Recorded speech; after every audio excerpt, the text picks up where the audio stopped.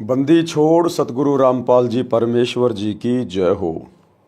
परमपिता परमात्मा सारी सृष्टि के रचनहार कुल मालिक असंख्य ब्रह्मांडों के स्वामी जगत गुरु तीनों लोकों में प्रवेश करके सबका भरण पोषण करने वाले राजाधिराज आत्माधार नाथों के नाथ देवों के देव महादेव सर्वेश्वर महेश्वर मृत्युंजय अजरो अमर आदि अनादि सनातनी प्रभु जगत पिता जगदीश्वर श्री श्री 1008 की उपाधि के वास्तविक अधिकारी अकाल मूर्त सौद स्वरूपी राम वासुदेव सर्वगतम ब्रह्म परम पूज्य प्रथम पूज्य परम संत परम पुरुष परम धनी परम दयालु सत्य कबीर हक्का कबीर अल्लाहु कबीर अल्लाहु अकबर बाखबर अल्लाह ताला जगत के तारणहार जगत के मुक्तिदाता जगत के जगन्नाथ हारे के सहारे हिंदुओं के राम मुसलमानों के अल्लाह सिखों के वाहिगुरु ईसाइयों के मसीह दया के सागर दयानिधि करुणा के सागर करुणानिधि स्वयंभू परिभू संकट मोचन कष्ट हरण मंगल करण दुख भंजन अविगत कबीर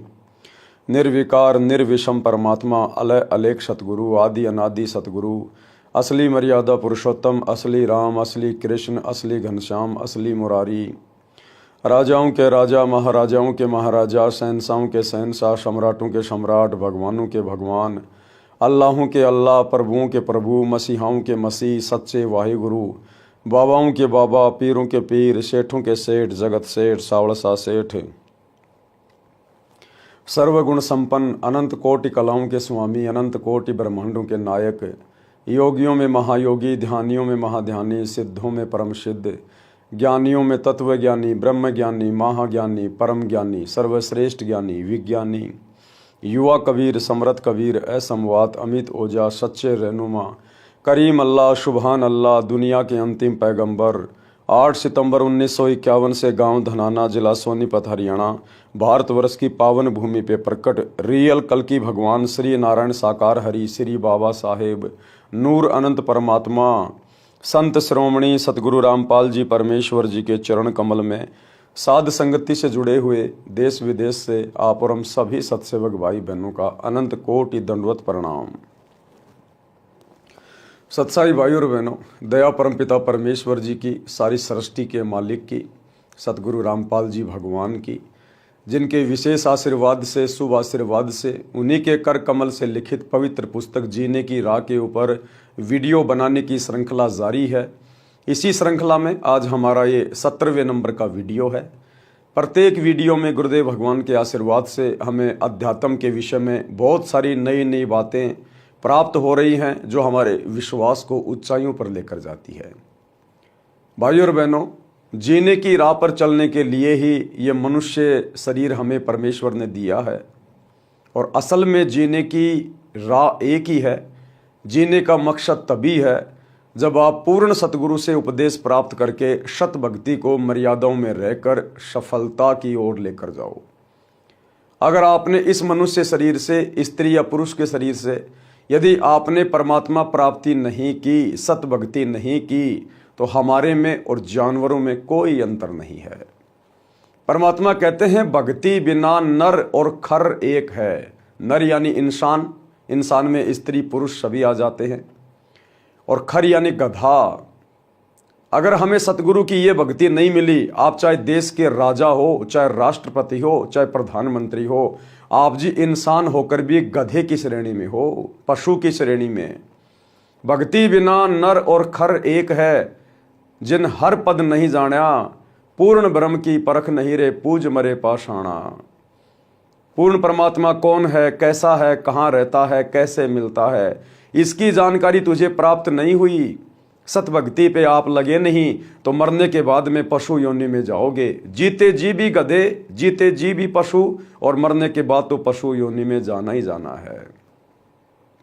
तो विचार करने की ये बात है, जिन जिन आत्माओं को जीने की राह मिल चुकी है, जीवन जीने का मकसद प्राप्त हो चुका है, उन आत्माओं को अपनी किस्मत के ऊपर बारंबार विचार करके गुरुदेव भगवान का धन्यवाद करना चाहिए कि हे गुरुदेव, आपने इस संसार की अरबों की जनसंख्या में से कैसे मुझ नीच के ऊपर दया बख्श दी। आपने मेरा ये मनुष्य जन्म भी संवार दिया, आपने मेरा ये लोक भी संवार दिया, और शरीर छूटने के बाद आपके विमान में बैठ के आपके सचखंड में जाऊंगा, सदा सदा के लिए अमर हो जाऊंगा। मेरे तो लोक और परलोक दोनों आपकी कृपा से संवर गए, सफल हो गए। तो भाइयों और बहनों, बहुत बड़ी मेहर है इस समय धरती पर उस पूर्ण ब्रह्म परमेश्वर की। मुसलमान जिसे अल्लाह कहते हैं, हिंदू अपना भगवान कहते हैं, ईसाई जिसे मसीहा कहते हैं, सिख जिसे वाहिगुरु कहते हैं, आज वो परम शक्ति सतगुरु रामपाल जी के रूप में धरती पे प्रकट है। लेकिन उनको पहचाने बिना आप उनसे किसी प्रकार का कोई लाभ नहीं उठा सकते। जिस प्रकार लाइट आपके पड़ोस में है, आपके नगर में, आपके गांव में है, परंतु आपके घर पे नहीं है, जब तक आप भी विधिवत लाइट का कनेक्शन नहीं लोगे, आप उस बिजली का कोई फायदा नहीं उठा सकता। इसी प्रकार परमात्मा सदा धरती पे रहता है, आगे भी जब तक धरती रहेगी परमात्मा रहेगा, क्योंकि वो परमेश्वर एक पल भी इस पृथ्वी को, जहां उसके बच्चे रहते हैं, उसकी आत्माएं रहती हैं, अपनी मौजूदगी के बिना एक पल भी नहीं छोड़ता है। यानी सदा वो परमात्मा किसी न किसी रूप में इस धरती पर रहता है।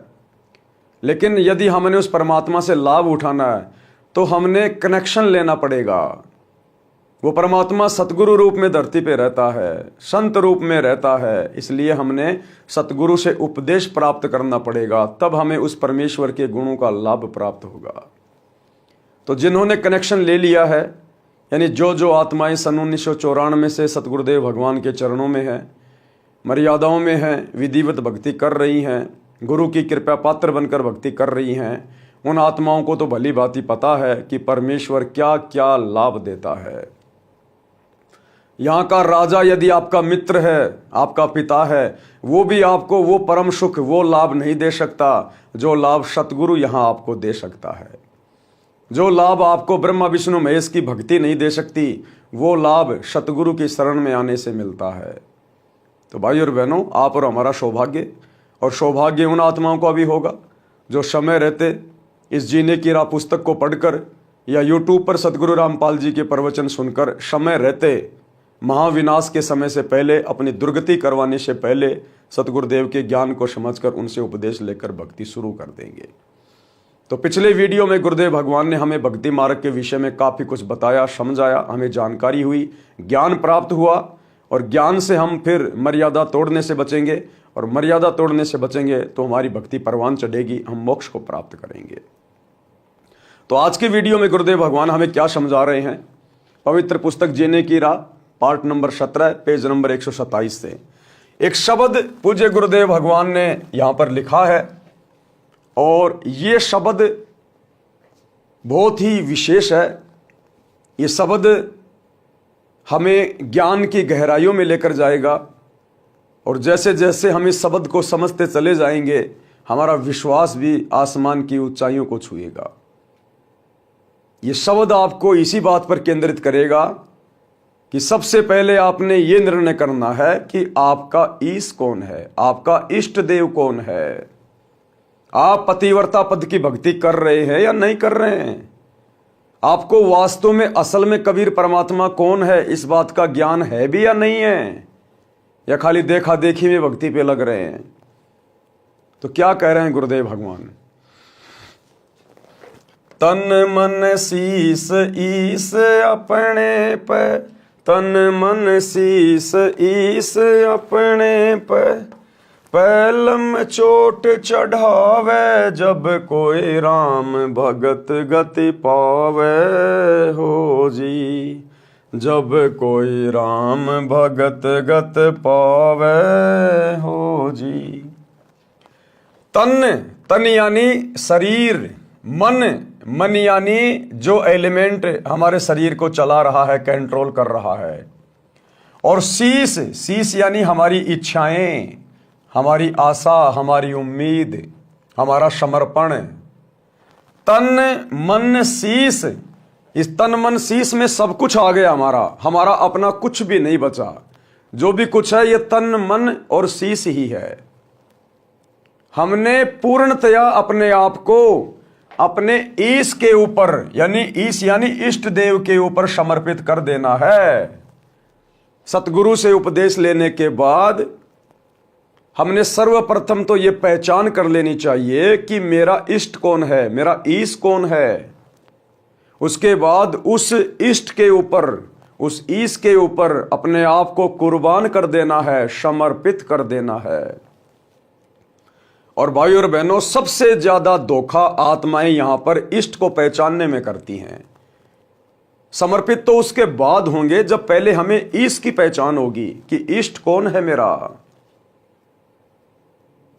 तो जगत वाले भाई बहन वो तो अपना इष्ट मानते हैं, कोई ब्रह्मा को, कोई विष्णु को, कोई शिव जी को, कोई हनुमान जी को, कोई माता जी को। लेकिन सतगुरु से उपदेश लेने के बाद फिर आपने उन सभी देवी देवताओं को त्यागना पड़ेगा, छोड़ना पड़ेगा। हमने ईश मानकर उनकी भक्ति नहीं करनी, इष्ट मानकर उनकी भक्ति नहीं करनी, क्योंकि वे असल में इष्ट नहीं हैं। इष्ट उसे कहते हैं जो पूरी सृष्टि को बनाने वाला है। इस सृष्टि में ब्रह्मा विष्णु महेश भी आ गए, 33 करोड़ देवी देवता भी आ गए, काल और दुर्गा भी आ गई, महाकाल भी आ गया, अक्षर पुरुष। ऊपर के 4 लोक भी आ गए, सतलोक, अलख लोक, अगम लोक, अनामी लोक। इस पूरी कंस्ट्रक्शन को जिसने कंप्लीट किया है, जिसने बनाया है, असंख्य आत्माओं को बनाया है, ये सूरज, चांद, तारे, ब्रह्मांड, ग्रह, उपग्रह जिसने बनाए हैं, वो है इष्ट, वो है ईश। और पूरी सृष्टि का केवल एक ही ईश है, केवल एक ही इष्ट है, कबीर देव। तो जगत वाले भाई बहन जो अभी अभी सतगुरु रामपाल जी भगवान से जुड़े हैं, भक्ति कर रहे हैं, उन्होंने अपने पहले वाले नकली इष्टों को त्यागना पड़ेगा, नकली भगवानों को छोड़ना पड़ेगा। उनको इष्ट रूप में नहीं पूजना। उन भगत भाई बहनों ने यह पहचान करनी है गुरुदेव के सत्संग सुन के कि असल में मेरा इष्ट कौन है। तो सतगुरु की शरण में आने के बाद हमें पता चलेगा कि भक्तों का इष्ट, भक्तों का भगवान, भक्तों का परमात्मा उनका सतगुरु होता है। कौन होता है? सतगुरु। सतगुरु ही इष्ट होता है।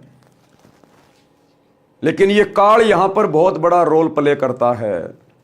इस ब्रह्मांड में भाई और बहनों 2 ही शक्तियां हैं, एक काल और एक दयाल।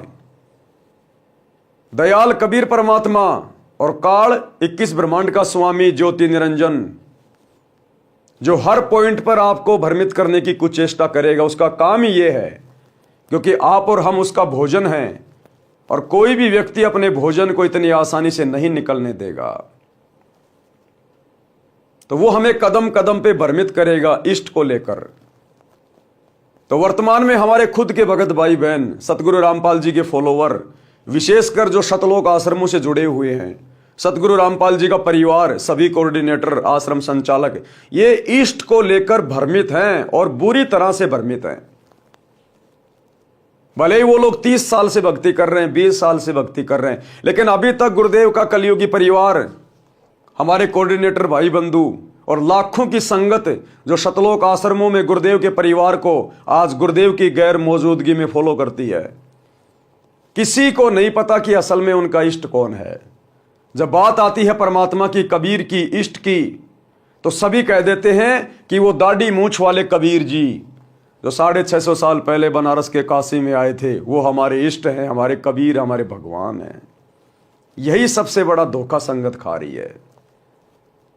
अरे वो तो 650 साल पहले आए थे, दाढ़ी मूंछ वाले रूप में तो 650 साल पहले आए थे। वर्तमान में उनका क्या रोल?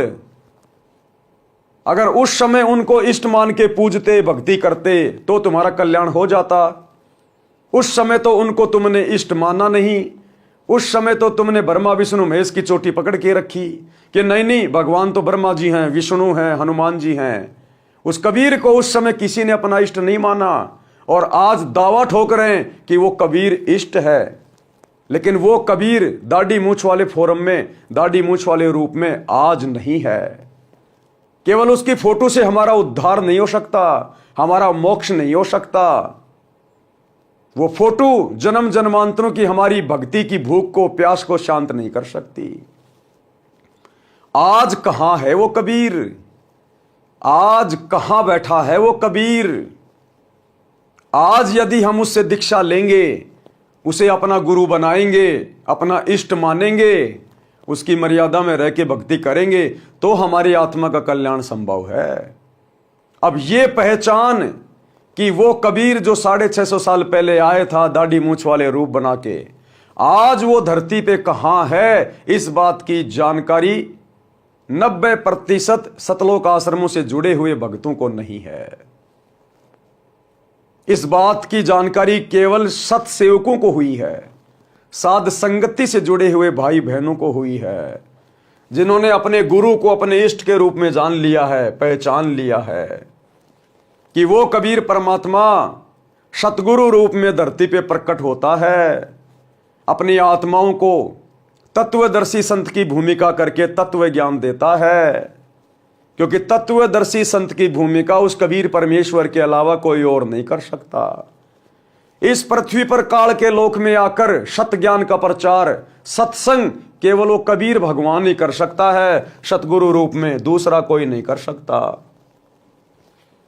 ये 9 मण उलझा हुआ आध्यात्मिक सूत, ये ज्ञान वो कबीर परमात्मा ही सतगुरु बन के सुलझा सकता है। 9 मण सूत उलझिया ऋषि रहे झकमार, सतगुरु ने ऐसा सुलझा दिया उलझे न दूजी बार। अपने द्वारा रची गई सृष्टि की जानकारी इस काललोक में आकर वो कबीर परमात्मा स्वयं ही दे सकता है, दूसरा कोई नहीं दे सकता।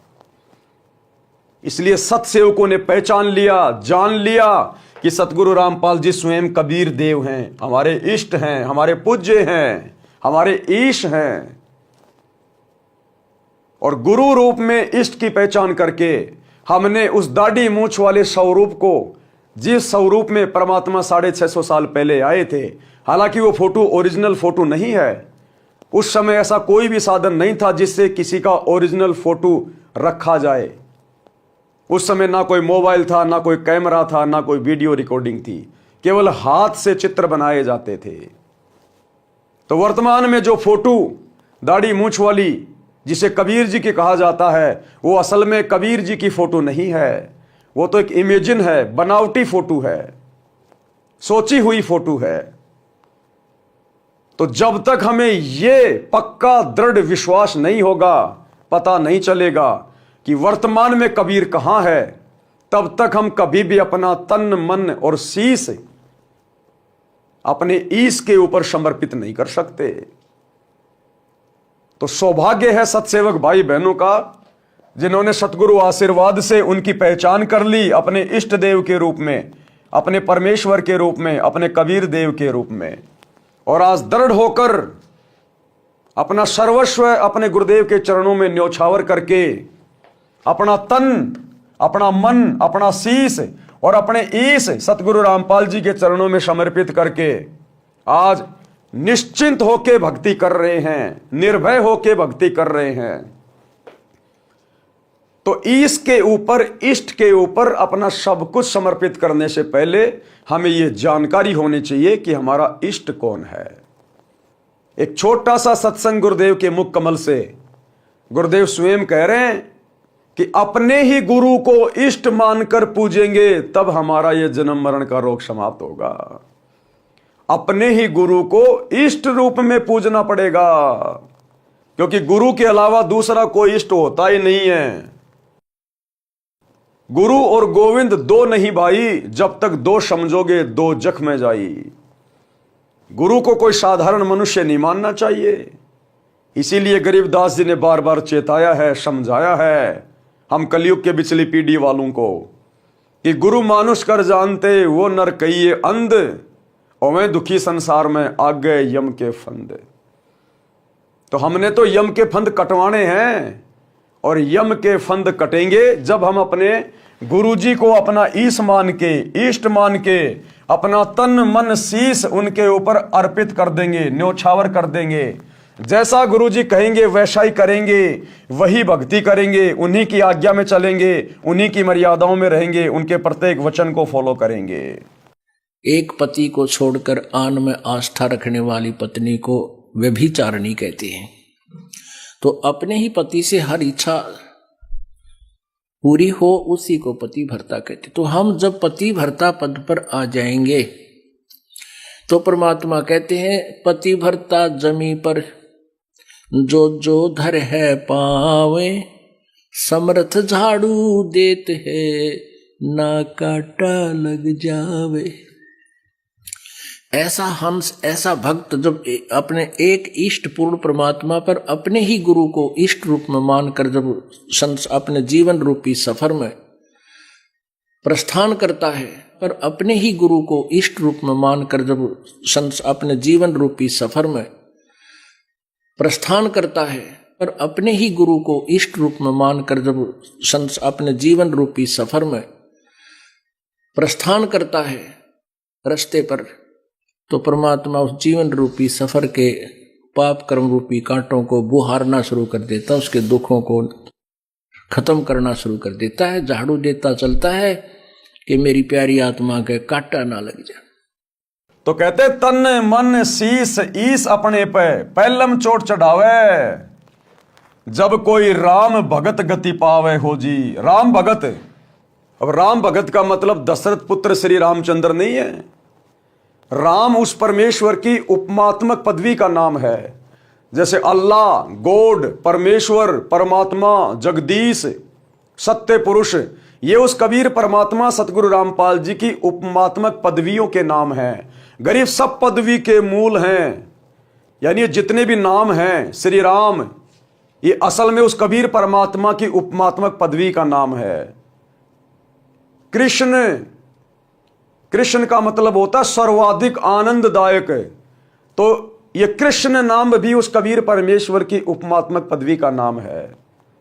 ब्रह्म, ब्रह्म यानी भगवान परमेश्वर, ये भी कबीर परमेश्वर की उपमात्मक पदवी का नाम है।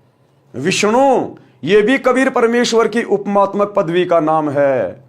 अग्ने तनुर असी विष्णवे तवा सोमस्य तनुर असी, कबीर अंगारी असी बंबारी असी सवर ज्योति रित धाम आशी। जो तीनों लोकों में प्रवेश करके सबका भरण पोषण करता, उसको विष्णु कहते हैं। और ये महादेव, ये भी उस कबीर परमेश्वर की उपमात्मक पदवी का नाम है कि वो सबसे बड़ा देव है, महादेव, देवों का देव। परंतु इस काल ने, ज्योति निरंजन ने, शैतान ने 21 ब्रह्मांड में हम आत्माओं को भ्रमित करने के लिए अपने पुत्रों के नाम रख दिए, इन अवतारों के नाम रख दिए, कृष्ण, राम, ब्रह्मा, विष्णु, महेश, महादेव, जबकि ये सारे नाम इस कबीर परमेश्वर सतगुरु रामपाल जी की महिमा के उपमात्मक नाम हैं। लेकिन काल ने तो हमें भ्रमित करना है।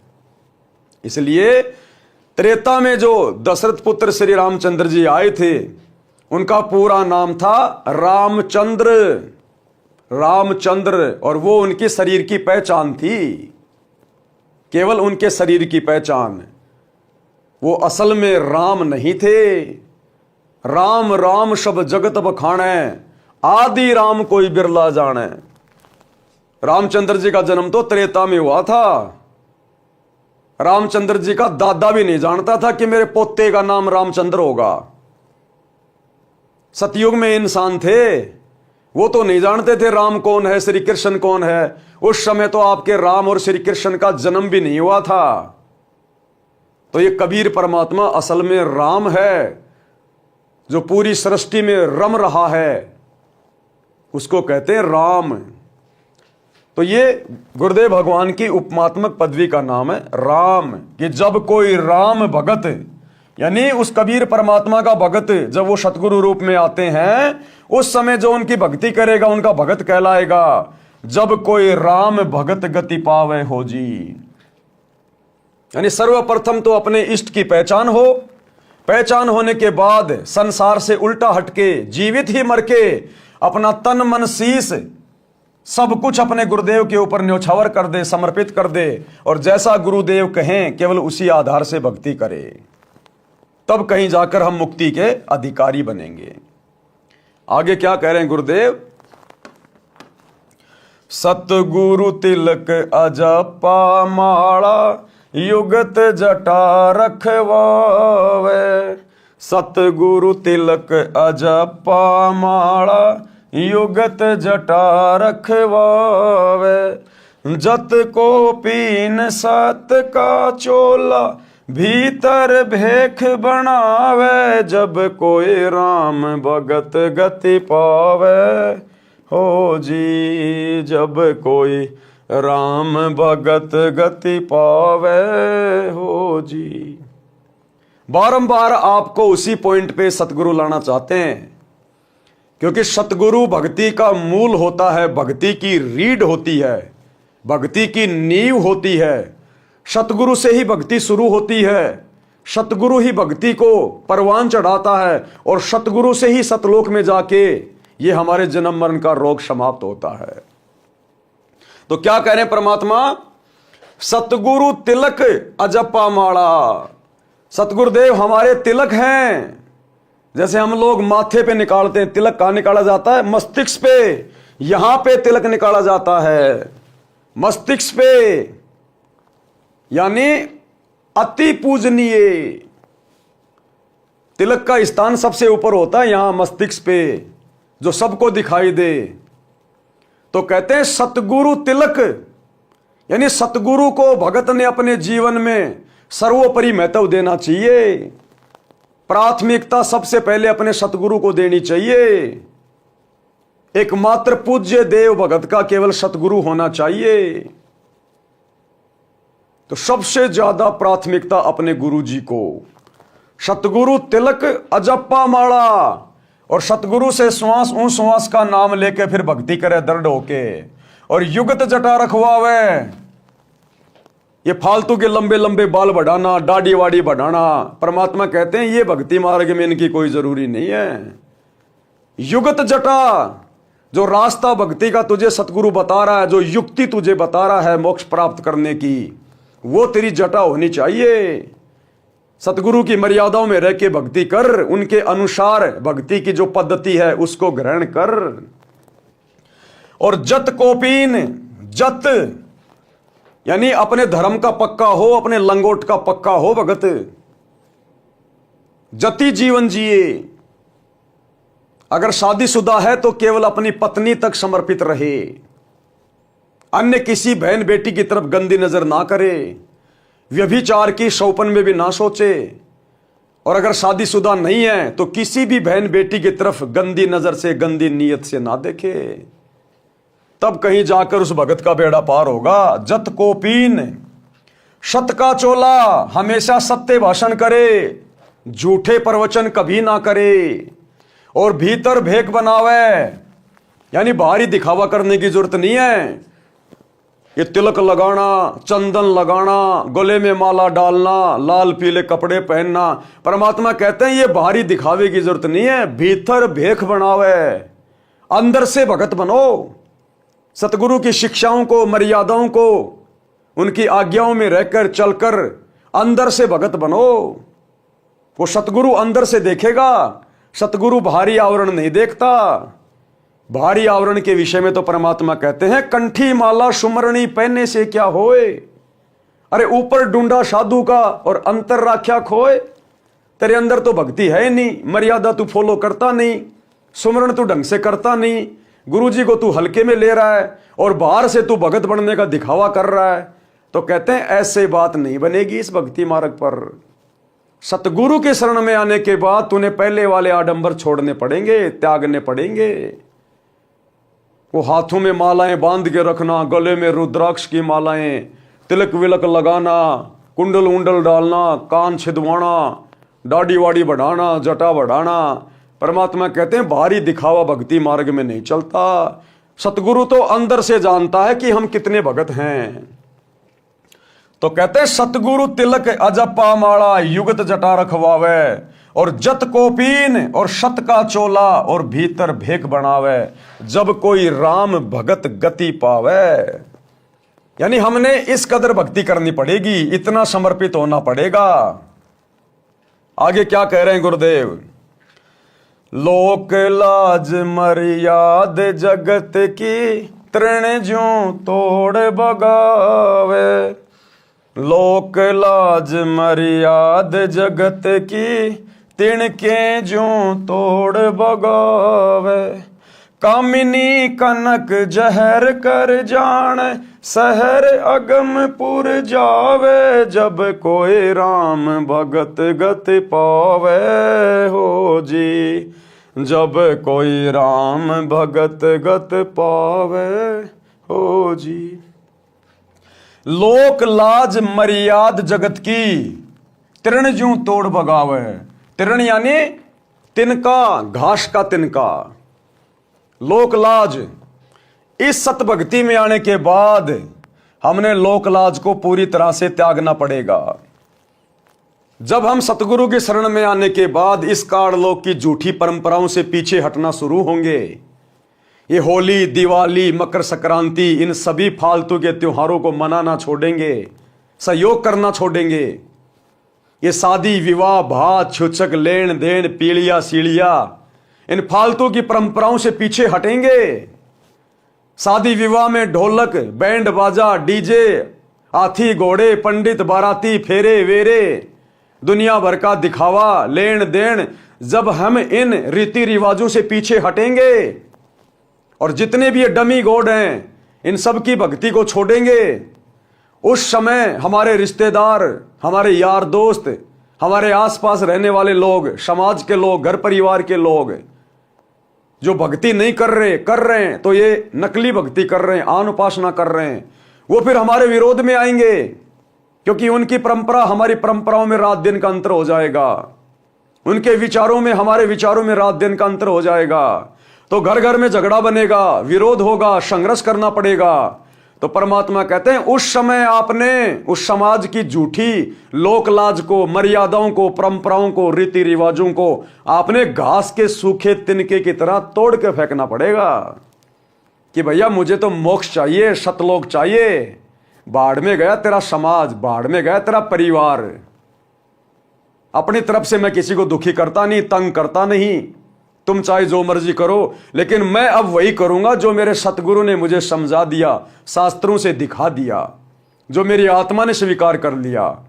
तो कहते हैं उन समाज की झूठी लोकलाज परंपराओं को, मर्यादाओं को सूखे घास के तिनके की तरह तोड़ के फेंक दे कि जाओ, अब कोई लेना देना नहीं है, ये दास तो अब नहीं मानने वाला।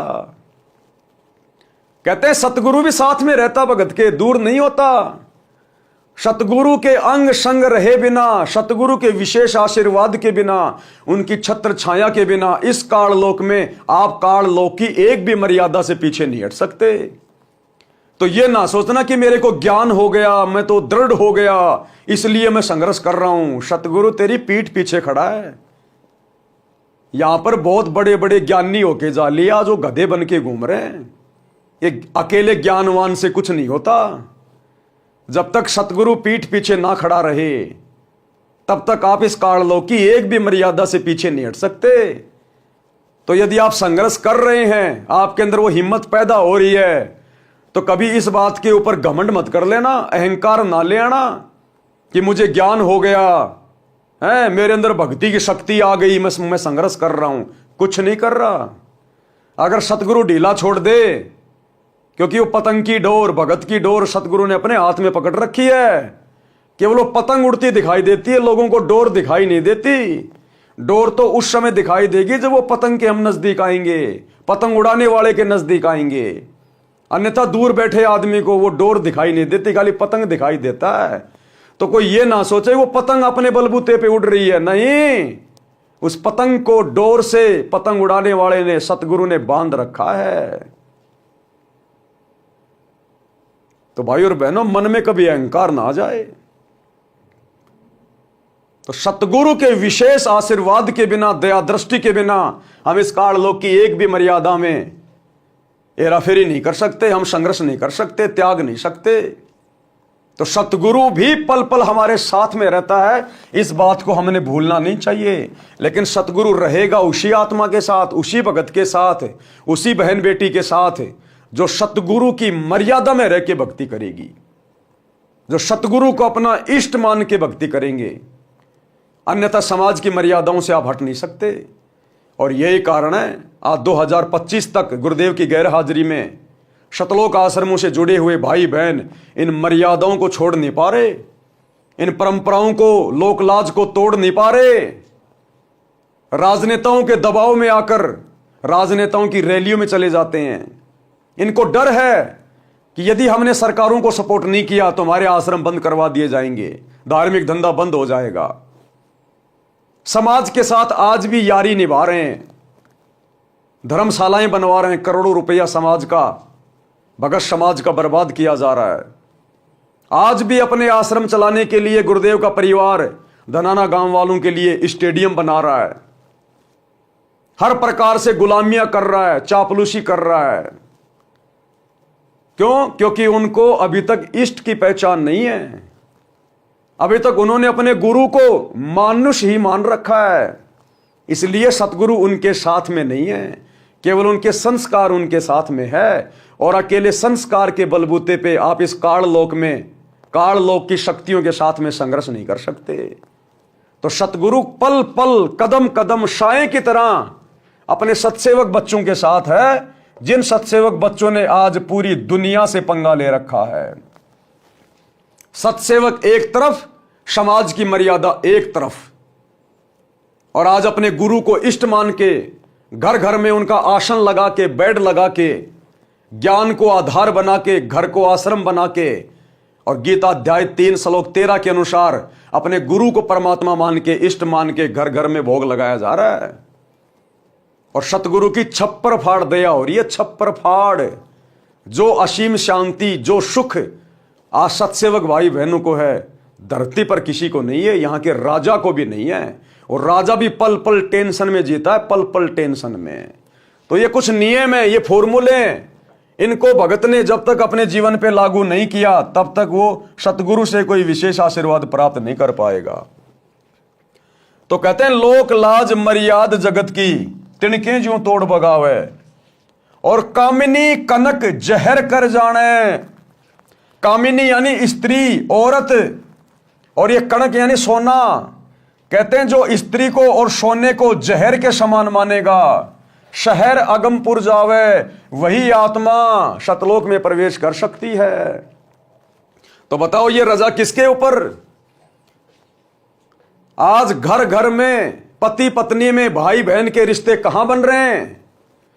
आज संगत में यदि किसी ने पूरी तरह से सोने चांदी के गहने पहनना छोड़ा है तो किसने छोड़ा है?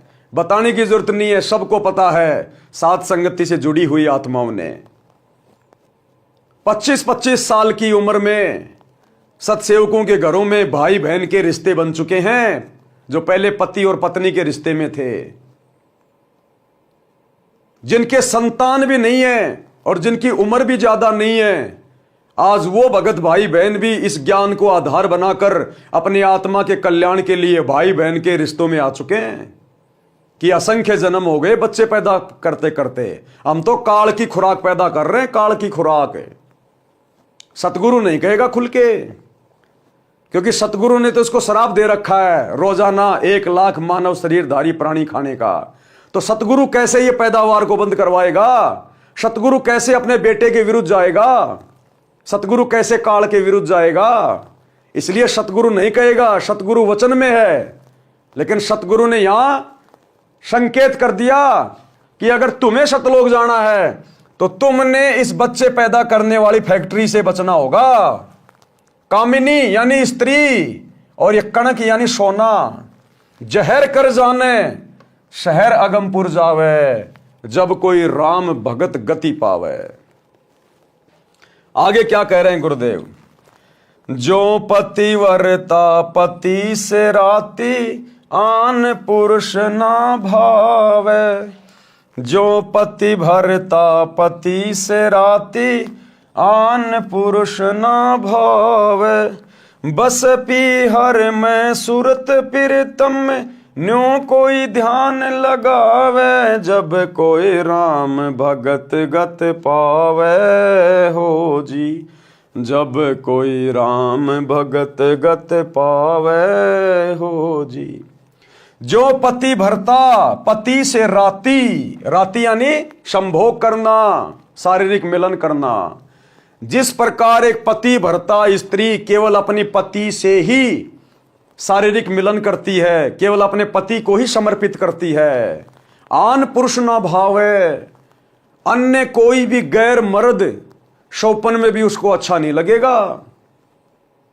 चाहे कोई सोने का बन के क्यों ना खड़ा हो जाए, चाहे कोई देव क्यों ना आ जाए, कोई कितना धनी क्यों ना हो, कितना सुंदर क्यों ना हो, जो पति भर्ता माता बहन होती हैं वो अपने पति के अलावा किसी और को समर्पित नहीं होती।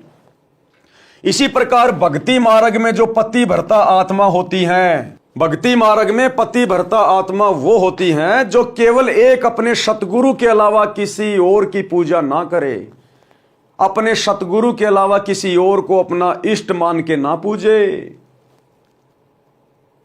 और यही धोखाकारी है सतलोक आश्रमों से जुड़ी हुई 90% संगत। अपने सतगुरु को अपना इष्ट नहीं मानती, और जो इनके महीने में उस कागज के टुकड़े को, दाढ़ी मूछ वाली कबीर जी की समझे जाने वाली नकली मुर्दा फोटो को अपना इष्ट मान के, अपना पति मान के, कबीर मान के उसका कबीर प्रकट दिवस मना रही है। तो यहां पर संगत धोखा खा रही है। सतलोक आश्रमों से जुड़े हुए भाई बहन, गुरुदेव का परिवार, ये कोऑर्डिनेटर, ये पति भर्ता आत्मा नहीं है। इनके तो 5-5 पति है, 5-5 पति वैश्या भक्ति कर रहे हैं। महाभारत की द्रौपदी वाली आत्मा बन के घूम रहे सभी। इनके सबके घरों में, इनके दरबार में आप कभी जाना, इनके दरबार में एक फोटो मिलेगी, बीच में सतगुरु रामपाल जी, इस कोने में दाढ़ी मूछ वाले नकली कबीर जी, इस कोने में गरीबदास जी की फोटो, नीचे वाले कोने में दादा गुरु जी की फोटो, इस वाले कोने में पंडित चिदानंद जी की फोटो। अरे कितने पति हैं तुम्हारे? तुम पतिव्रता आत्मा नहीं हो, ये तो वैश्या भक्ति है। वैश्या को पता ही नहीं होता मेरे कितने पति हैं।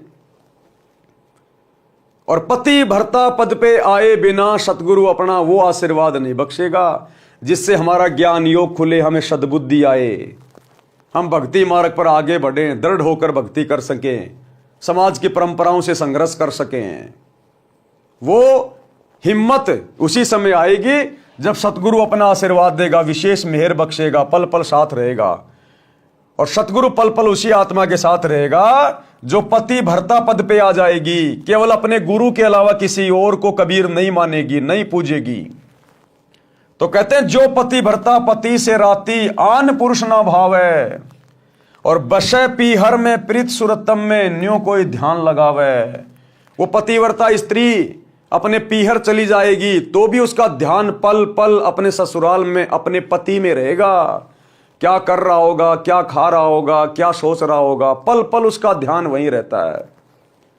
तो इसी प्रकार हम इस सांसारिक काल के लोक में घूमेंगे फिरेंगे, रोजी रोटी के लिए भी धक्के खाएंगे, और भी अनेक काम यहां पे हमारे को करने पड़ते हैं, मजदूरी भी कर रहा है, कोई नौकरी कर रहा है, लेकिन पल पल भगत का चिंतन, भगत का ध्यान अपने सतगुरुदेव के चरणों में होना चाहिए। उनकी भक्ति से लगे रहना चाहिए, अपना नाम सुमरण करते रहना चाहिए। जब भी मौका मिल जाए, जरा से काम से फुर्सत मिले, अपना सत्संग सुन लेना चाहिए, अपने गुरुदेव की महिमा कर लेनी चाहिए। बशे पीहर में और सुरत पीरतम में कर रहे हैं काम धंधा, गाड़ी पे आ रहे हैं जा रहे हैं, लेकिन ध्यान गुरु की भक्ति में, गुरु के गुणगान में, सुमरण में। तो कहते हैं बशे पीहर में और सुरत पीरतम में न्यो कोई ध्यान लगावे, जब कोई राम भगत गति पावे। आगे क्या कह रहे हैं गुरुदेव? निंदा स्तुति मान बढ़ाई मन से मार गिरावे। निंदा स्तुति मान बढ़ाई मन से मार गिरावे। अष्ट सिद्धि की अटक न माने आगे कदम बढ़ावे। जब कोई राम भगत गति पावे हो जी, जब कोई राम भगत गति पावे हो जी। भगत ने कभी भी किसी की निंदा नहीं करनी चाहिए। भगत ने कभी भी अपनी स्तुति नहीं करवानी चाहिए, यानी मान बढ़ाई की भूख नहीं होनी चाहिए, सम्मान पाने की भूख नहीं होनी चाहिए। निंदा स्तुति मान बढ़ाई मन से मार गिरावे। कति दिल से निकाल दे, खत्म कर दे कि इस गंदे लोक में वैसे सब दुखी हैं, मैं किसकी निंदा चुगली करूं। निंदा चुगली के यहां दो अर्थ हैं भाई और बहनों, ध्यान रखना। सच को सच कहना किसी की निंदा चुगली करना नहीं होता है। परमात्मा कहते हैं साचा शब्द कबीर का प्रकट किया जगमाही, और जैसे को तैसा कहे सो तो निंदा नाही। चोर को चोर कहना, गलत को गलत कहना, यह किसी की निंदा चुगली नहीं है।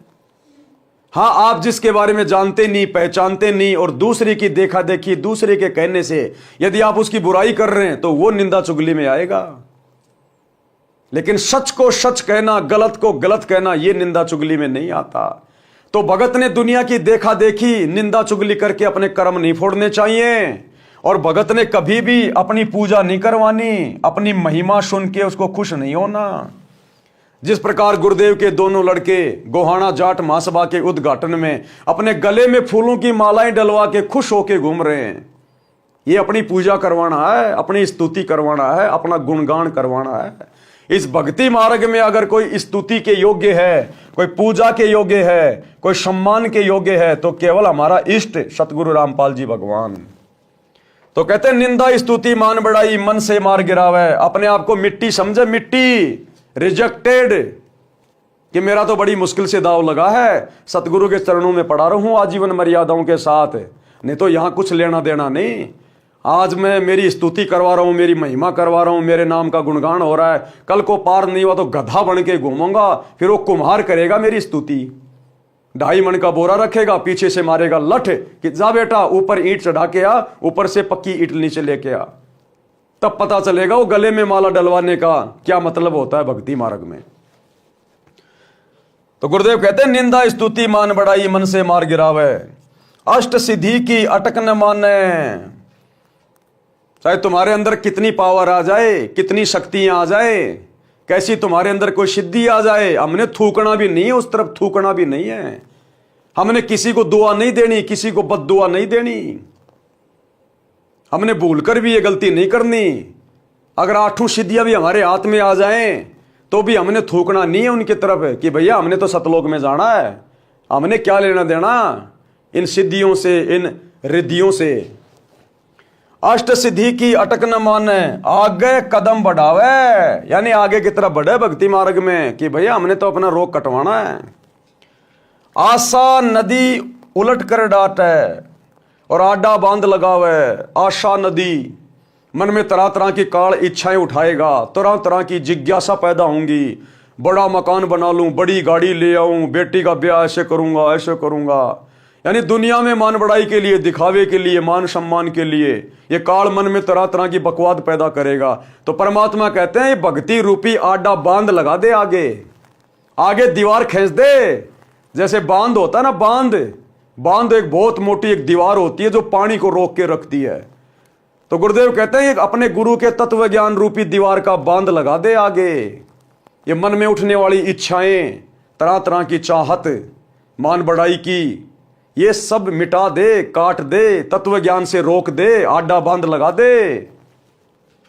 आशा नदी उलट कर डाटे, आडा बांध लगावे और भवजल खार समुद्र में भवर न खोड़ मिलावे। और इस गंदे लोक से निकलने का प्रयास करे, वापस हमें दोबारा से खोड़ ना मिल जाए। खोड़ यानी शरीर।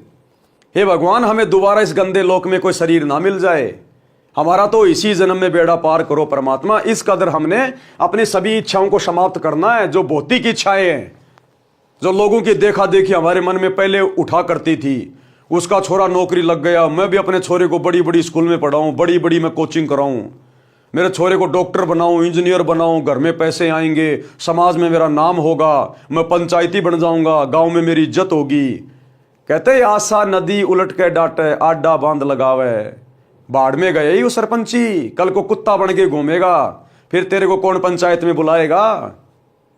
तो हमने आगे का भविष्य देख के गुरुदेव के ज्ञान आधार से कि अगर भक्ति सफल नहीं हुई तो क्या क्या कष्ट उठाएंगे, उन चीजों को आंखों के सामने रख के हमने भक्ति पर लगे रहना है। गगन महल गोविंद गुमानी, पलक मही पहुंचावे। गगन महल गोविंद गुमानी, पलक माही पहुँचावे।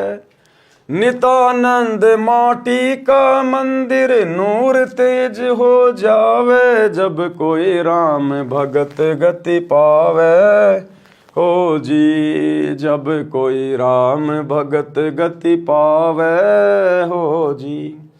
अब ये नित्यानंद जी ने कबीर परमात्मा के हर शब्द के आगे अपना ठप्पा मार रखा है।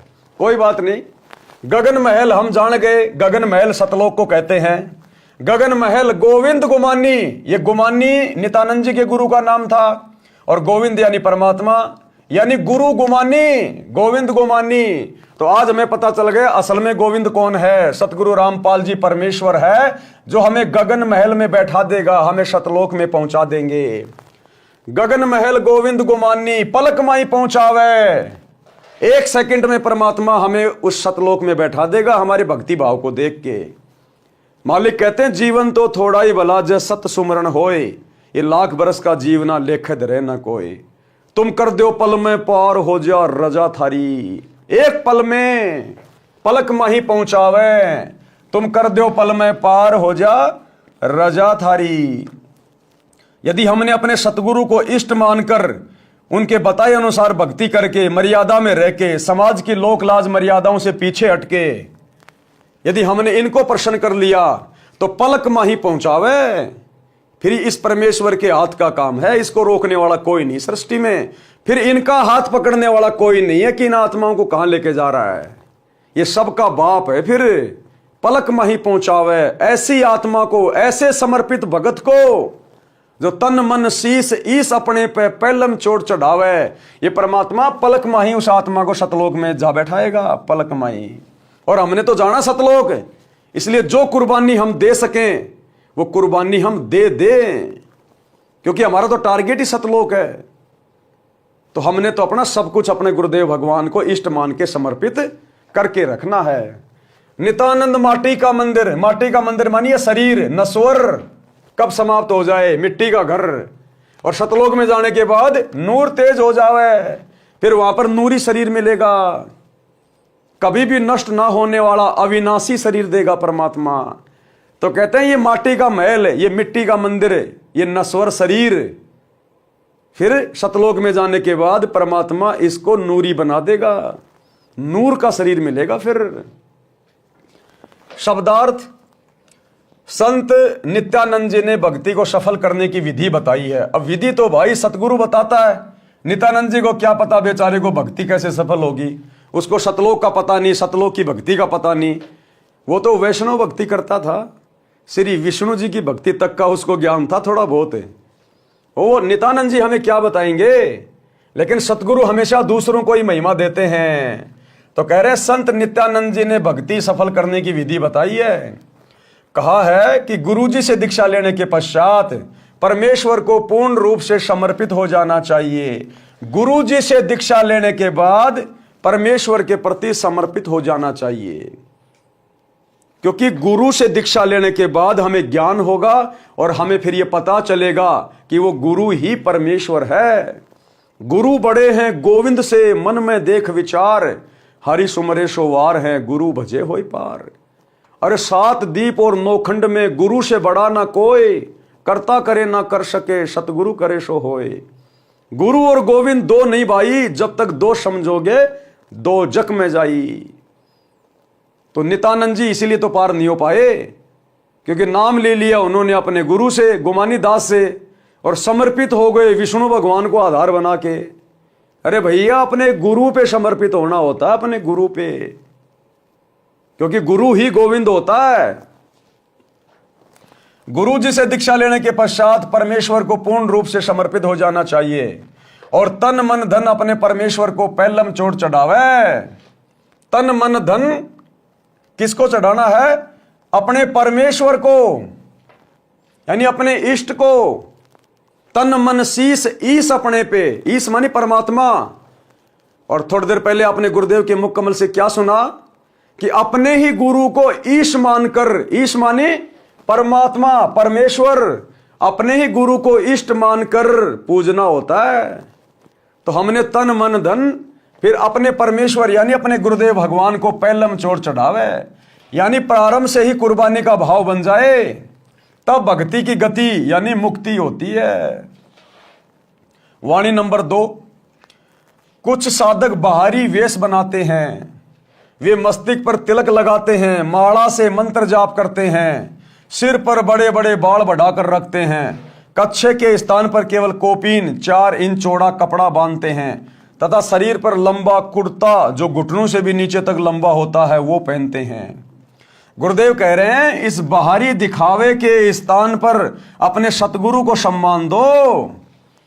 इस बाहरी दिखावे के स्थान पर जैसे सतगुरु रामपाल जी की शरण में आने के बाद भी हमारे सिख भाई जो सर पर पगड़ी बांधते हैं, दाढ़ी रखते हैं, परमात्मा कह रहे हैं अब इस बाहरी दिखावे की जरूरत नहीं है, ये पगड़ी वगड़ी की जरूरत नहीं है।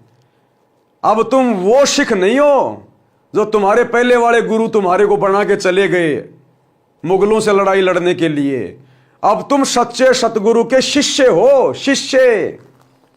और सच्चे सतगुरु रामपाल जी की शरण में आने के बाद अब वो पगड़ी वगड़ी की जरूरत नहीं है, सरदार जीवन के घूमने की जरूरत नहीं है। असल सरदार इस भक्ति का, इस संसार का एक ही है, सतगुरु रामपाल जी। तो भाई वो सरदारगिरी छोड़नी पड़ेगी। यदि आपने सतगुरु से नाम ले लिया है तो, नाम नहीं लिया है तो आप जी सरदार बने रहो, नो प्रॉब्लम। लेकिन सतगुरु की शरण में आने के बाद अपने आप को सरदार कहलाओगे, अगले जन्म में कुत्ते की योनि में जाओगे, कुत्ते की योनि में। क्योंकि सरदार तो एक ही है संसार का, सतगुरु रामपाल जी भगवान। सरदार यानी कैप्टन, भक्ति का अगुवा, सेनापति, उसको कहते हैं सरदार। और सतगुरु के शरण में आने के बाद अभी भी तुम सरदार बन के घूम रहे हो। वो 2.5 किलो का बोझ अपने सिर पे लेके घूम रहे हो, आधी किलो की दाढ़ी मूछ लेके घूम रहे हो। शर्म आनी चाहिए। अगर सतगुरु रामपाल जी से उपदेश ले लिया है तो तुरंत कटवा उठवा के एक सामान्य व्यक्ति की तरह भक्ति करो। ये बाहरी दिखावा नहीं चलेगा भक्ति में। इस बाहरी दिखावे के स्थान पर अपने सतगुरु को सम्मान दो, उनको मस्तिष्क पर बैठाओ। अब अपने सतगुरु को बैठाओ अपने मस्तिष्क पे।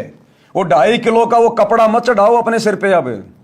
अब सिर पे पगड़ी पहनने की जरूरत नहीं है।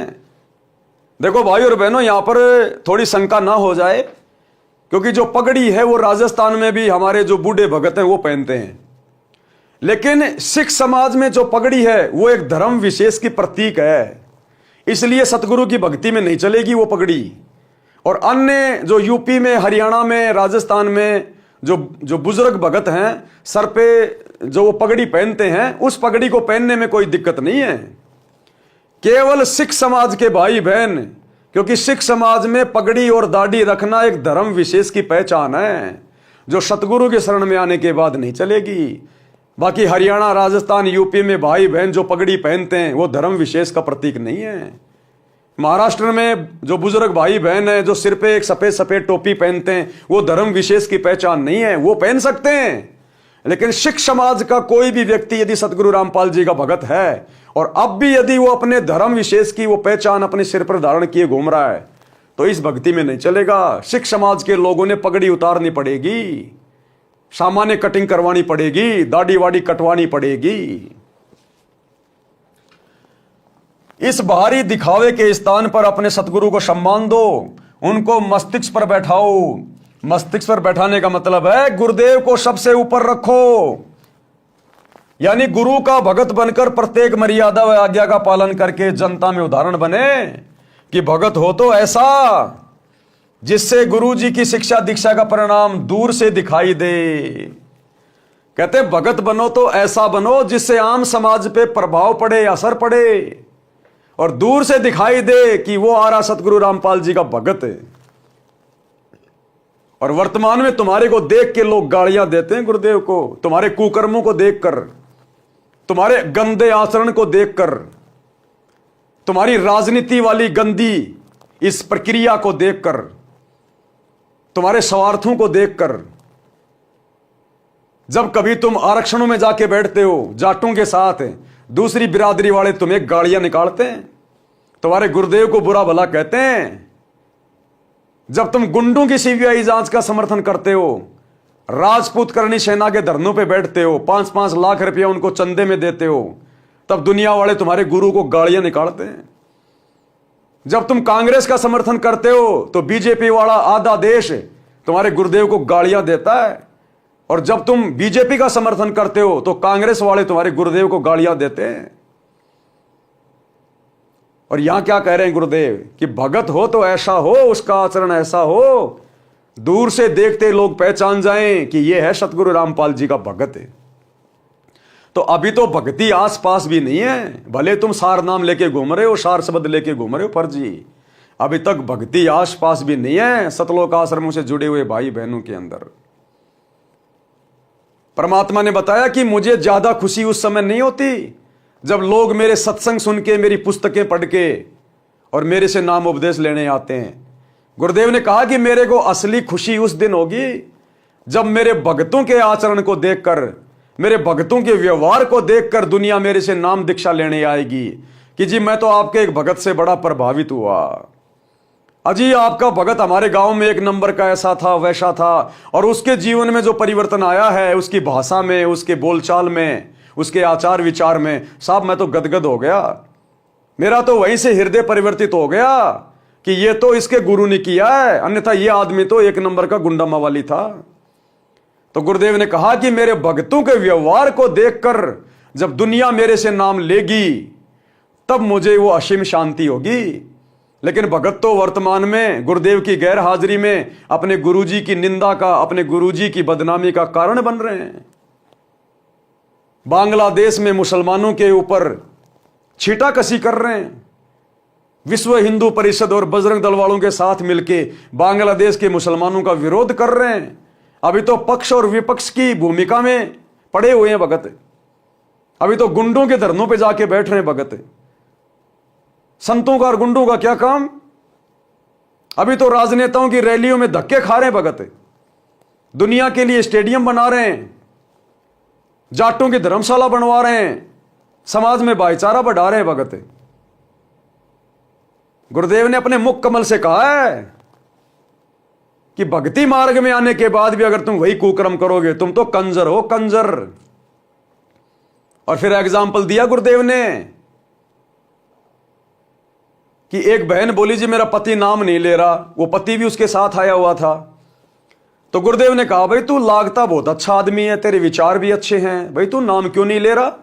नाम ले ले भाई, अच्छी बात है। नाम नहीं लेगा तो कहीं ना कहीं भक्ति में बाधा करेगा इनको, अपने बच्चों को। तो वो भगत क्या बोला? वो भगत नहीं था। वो क्या बोला गुरुजी से? बोले महाराज जी नाम तो मैं ले लूं, लेकिन इस आपकी भगतनी में, इस मेरी औरत में जिसने आपसे दीक्षा ले रखी है, इसमें कोई बदलाव तो नहीं आ रहा। जरा सी बच्चे गलती कर देते हैं उनको जानवरों की तरह मारती है। भैंस कभी दूध नहीं दे तो दे लठम लठ, दे लठम लठ, छोटी छोटी बातों पे लड़ाई झगड़ा करती है।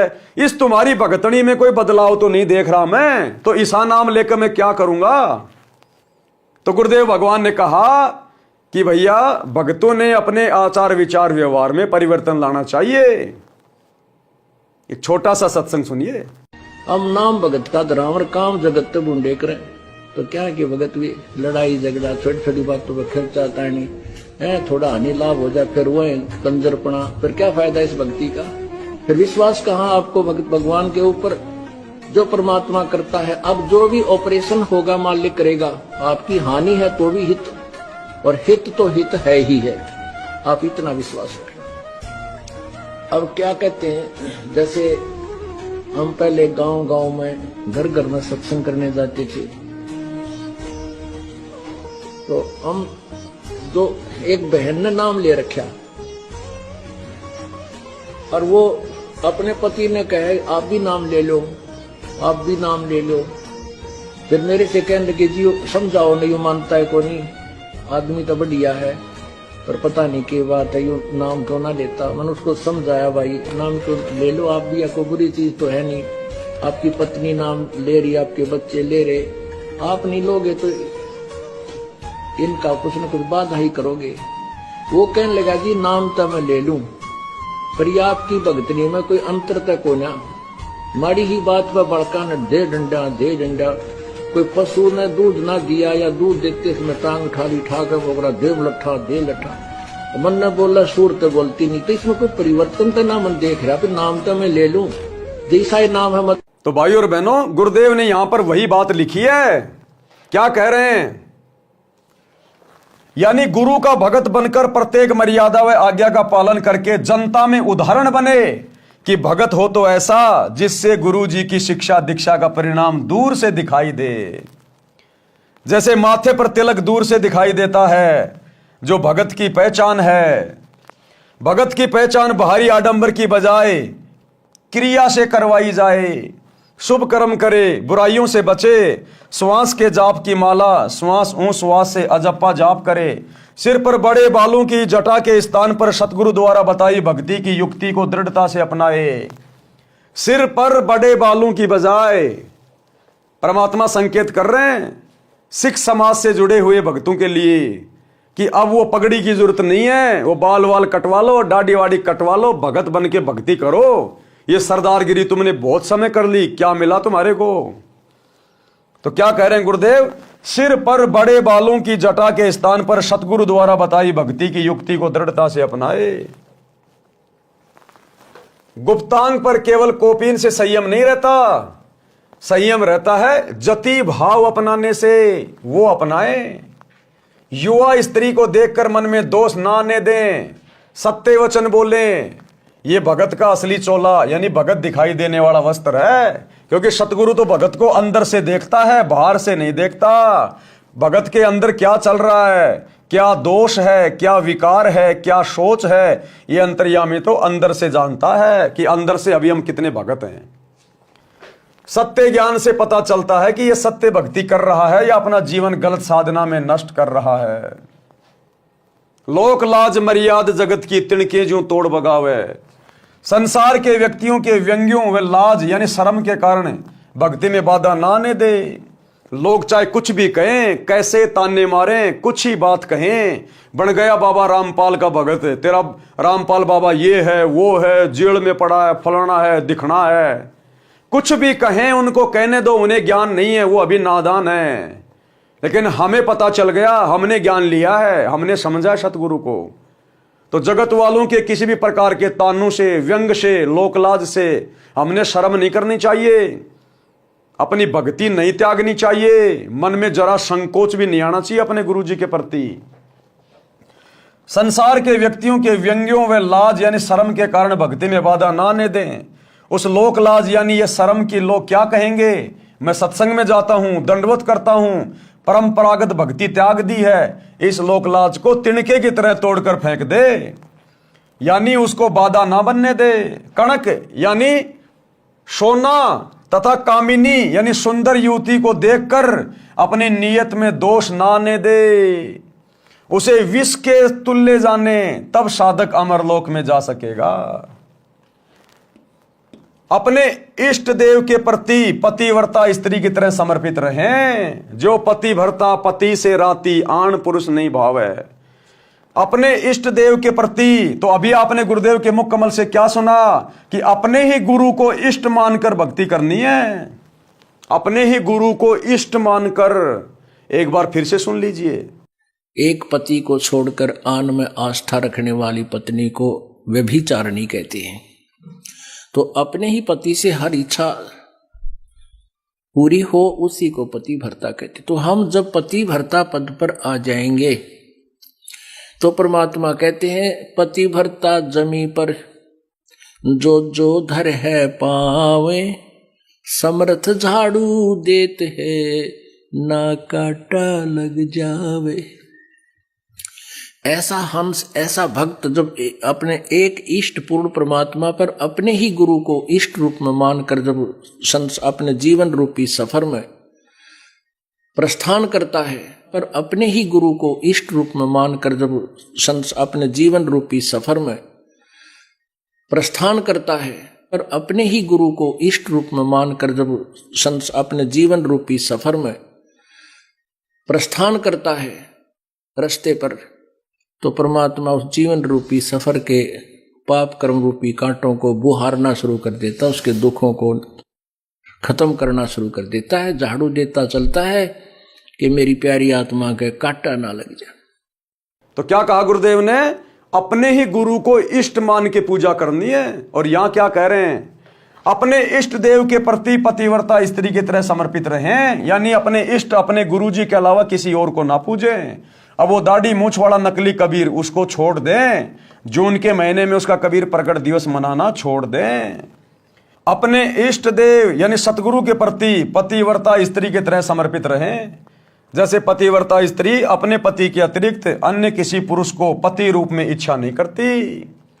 चाहे कितना ही सुंदर व धनवान हो, अपने परमात्मा की भक्ति को कभी ना भूलें। लोग दिखावा न करके हृदय से मन मन में श्वास श्वास से परमात्मा के नाम का सुमरण करता रहे। भगत से तात्पर्य है कि स्त्री या पुरुष कोई भी हो, जैसे पतिव्रता स्त्री अपने मायके घर चली जाती है तो वह परिवार को पता नहीं लगने देती कि वह अपने पति को याद करती है। इस प्रकार साधक अपना ध्यान प्रभु चिंतन में लगाए। कौन से प्रभु के चिंतन में? सतगुरु रामपाल जी प्रभु के चिंतन में, अपने इष्ट के चिंतन में। पूर्ण सतगुरु से सत्य भक्ति प्राप्त करने के पश्चात कोई भगत की निंदा करता है तो बुरा ना माने। निंदा स्तुति मान बढ़ाई, मन से मार गिरावे। पूर्ण सतगुरु से सत्य भक्ति प्राप्त करके कोई भगत की निंदा करता है तो बुरा ना माने। यदि कोई प्रशंसा करता है तो उससे प्रभावित ना हो। सत्य भक्ति शास्त्र अनुसार विधि विधान से करते हैं तो साधक को कुछ सिद्धियां प्राप्त हो जाती हैं जो मोक्ष में सहायक नहीं होती। इस भक्ति मार्ग में सिद्धियां हमारी दुश्मन है, दुश्मन। यदि हमने किसी को दुआ दे दी, किसी को बद्दुआ दे दी, हमारी भक्ति नष्ट होगी। जो मोक्ष में सहायक नहीं है वे संख्या में 8 हैं। उनके द्वारा साधक किसी को हानि किसी को लाभ देकर अपनी भक्ति नष्ट करता है। वह चमत्कार दिखाकर प्रसिद्ध हो जाता है परंतु उसका भविष्य नरक बन जाता है। पशु पक्षियों की योनियों को प्राप्त करता है। जैसे ये धीरेन्द्र शास्त्री बागेश्वर वाला, इसको एक छोटी सी सिद्धि प्राप्त है। एक सिद्धि मनवर्ती बतावे, यानी सामने वाले के मन में क्या चल रहा है वो बता देना। परमात्मा कहते हैं जीवन नरक बन जाएगा, आगे गधा कुत्ता शुअर बन के घूमेगा, पशु पक्षियों की योनियों में जाएगा। वर्तमान में तो झूठी महिमा प्राप्त कर रहा है, लेकिन ये झूठी महिमा कब तक? शरीर छूटेगा उसके बाद क्या होगा? सीधे 84 लाख योनि नरक। परंतु उसका भविष्य नरक बन जाता है, पशु पक्षियों की योनियों को प्राप्त करता है। इसलिए मोक्ष प्राप्ति की इच्छा करते हुए साधक इन अष्ट सिद्धियों वाली फोकट प्रभुता में नाट के इनको त्याग कर मोक्ष प्राप्ति के उद्देश्य से इनके आगे की आशा करे, आगे को बढ़े। इस पृथ्वी लोक के धन वैभव राज संपत्ति की अनेकों इच्छाओं रूपी नदी को रोके, आशा नदी उलट कर रोके। यानी इस पृथ्वी लोक की, इस काल लोक की किसी भी धन दौलत की, राज्य प्राप्ति की या संपत्ति की या और भी कोई इच्छाएं हैं, उन इच्छाओं रूपी नदी को रोको। आडा बांध लगाना यानी दृढ़ निश्चय रूपी मजबूत बंध लगाएं। संसार रूपी खारे यानी दुखों से भरे समुद्र में फिर जन्म ना लें। जिस इष्ट की भक्ति गुरु बताता है वह गुरु अपने अनुयायियों को उस इष्ट के धाम में जो आकाश में है पहुंचाने में पूरा सहयोग करता है। नित्यानंद जी के गुरुजी श्री गुमानी दास जी श्री विष्णु जी के भगत थे। नित्यानंद जी ने उसी की प्राप्ति की महिमा बताई है तथा कहा है कि अपनी साधना की शक्ति को सुरक्षित रखने से सूक्ष्म शरीर जो स्थूल शरीर के अंदर है वह भक्ति की शक्ति से तेजोमय हो जाता है। यदि भक्ति नहीं करता तो वह शरीर मिट्टी के तुल्य था। इस शब्द से यह प्रमाणित हुआ कि जैसे खिलाड़ी जिला स्तर पर खेलते हैं तो खेल के नियम वही होते हैं जो अंतर्राष्ट्रीय स्तर पर खेलने वाले खेल के होते हैं। नित्यानंद जी तो राज्य स्तर पर खेला करते थे, यानी विष्णु जी तक की भक्ति थी उनके पास तो केवल स्टेट लेवल की। उसको सफल किया। हम परमात्मा कबीर जी को इष्ट मानकर, किसको? अपने गुरु को इष्ट मानकर, हम परमात्मा कबीर जी को इष्ट मानकर भक्ति करते हैं। नियम वही है, हम अंतर्राष्ट्रीय स्तर के खिलाड़ी हैं, यानी हम सतलोक की भक्ति कर रहे हैं। संत नित्यानंद जी ने अपने जीवन के अंतिम दिन जटेला तालाब पर भक्ति करके व्यतीत किए। जटेला तालाब भिवानी जिले की तहसील दादरी में कई गांवों की सीमा पर बना है। गांव माजरा, बिगोवा, बास आदि आदि की सीमा पर है। संत नित्यानंद जी श्री विष्णु श्री कृष्ण जी की भक्ति करते थे। उनके गुरु श्री गुमानी दास जी दिल्ली के संत श्री चरण दास वैष्णव के शिष्य थे। पाठक जन पढ़ें सृष्टि रचना इसी पुस्तक के पेज नंबर 254 पर। आप जी को ज्ञान होगा कि संत नित्यानंद जी को किस श्रेणी का मोक्ष प्राप्त हुआ। आधा अधूरा, वापस 84 लाख योनियों में जाना पड़ेगा, नरक भी भोगना पड़ेगा श्री विष्णु तक की भक्ति करने वालों को। संत गरीबदास जी को परमात्मा कबीर जी मिले थे। उन्होंने संत गरीबदास जी को बताया कि संत भगत किसी भी स्तर की भक्ति कर रहा है वह आदरणीय है, परंतु जब तक परम सतगुरु यानी पूर्ण गुरु नहीं मिलेगा, और पूर्ण गुरु एक केवल वर्तमान में एक ही है भाई, सतगुरु रामपाल जी, जो 2 अक्षर का सच्चा नाम दीक्षा में देता है, तब तक न तो उस गुरु की मुक्ति है और न शिष्य की। गरीब साध साध सब नेक हैं, आप आपनी ठोर, और जो निज धाम पहुंचाव ही सो साधु कोई और। गरीब साध हमारे सगे हैं, ना काहू को दोष, जो सारनाम बतावई सो साधु सिरपोश। जो सारनाम बताएगा वही साधु पूजा के योग्य है, सिर पर रखने योग्य है, अति सम्माननीय है, पूजनीय है। शब्दार्थ, संत गरीबदास जी ने कहा है कि जो परमात्मा का सत्य मार्ग बताते हैं वे संत अच्छी आत्माएं हैं, उनका उद्देश्य गलत नहीं है। जो जहां तक का ज्ञान रखता है वह उस स्थान पर ठीक है। यानी जैसे कोई विष्णु जी की साधना बताता है, कोई शिव जी की तथा कोई ब्रह्म की साधना वेदों अनुसार करता तथा करवाता है, वह उस स्थिति तक तो ठीक है, परंतु उस साधक से निज धाम यानी सनातन परम धाम सतलोक प्राप्त नहीं हो सकता। जो संत सतलोक प्राप्ति का मार्गदर्शन करते हैं वे संत उपरोक्त संतों से भिन्न हैं। सतगुरु रामपाल जी सभी से भिन्न हैं, क्योंकि ये परमेश्वर हैं, परमेश्वर स्वयं कबीर भगवान। जो संत परमात्मा के लिए प्रयत्नशील हैं वे सब संत अपने सगे यानी रिश्तेदार हैं, हमारे खास साथी हैं। इनको हम दोष नहीं देते, क्योंकि इनको पूर्ण मोक्ष मंत्र सारनाम का ज्ञान नहीं है। इन संतों का शिष्य बनने से जीव का पूर्ण मोक्ष नहीं होता, जन्म मरण बना रहता है। जो संत सारनाम की दीक्षा देते हैं वे हमारे सिर के ताज हैं, वे सिर माथे पर रखने योग्य हैं, अर्थात विशेष आदरणीय हैं। श्री विष्णु जी का स्वयं जन्म मरण रहता है, तो उपासक को वह मोक्ष नहीं मिल सकता। जो गीता अध्याय 15 श्लोक 4 में कहा है कि तत्वदर्शी संत से तत्व ज्ञान प्राप्ति के पश्चात परमेश्वर के उस परम पद की खोज करनी चाहिए, जहां जाने के पश्चात भगत फिर लौटकर संसार में कभी नहीं आता। केवल उस परमेश्वर की भक्ति करो जिससे संसार रूपी वृक्ष की रचना की है। किस परमेश्वर की? उस परमेश्वर की भक्ति करो जिसने संसार रूपी वृक्ष की रचना की है। संसार का विस्तार जिनसे हुआ है, सारी सृष्टि के रचनहार सतगुरु रामपाल जी भगवान। हिंदू समाज के गुरुजन कहते हैं कि गीता का ज्ञान श्री कृष्ण जी ने अर्जुन को सुनाया। श्री कृष्ण जी श्री विष्णु जी का अवतार यानी स्वयं विष्णु जी माने जाते हैं। श्रीमद् भगवत गीता के अध्याय 4 श्लोक 5 में गीता बोलने वाले ने कहा है कि हे अर्जुन, तेरे और मेरे बहुत जन्म हो चुके हैं। अगर कोई ये मानता है कि गीता का ज्ञान श्री कृष्ण जी ने कहा है, तो श्री कृष्ण जी मतलब श्री विष्णु जी। तो गीता अध्याय 4 श्लोक 5 में तो वो खुद स्वीकार कर रहे हैं कि अर्जुन, तेरे और मेरे तो बहुत जन्म हो चुके हैं, तू भी जन्म मृत्यु में और मैं भी जन्म और मृत्यु में। तो भला विष्णु जी की साधना करके, श्री कृष्ण जी की साधना करके उनके भगत कैसे जन्म मरण से छुटकारा पा सकते हैं?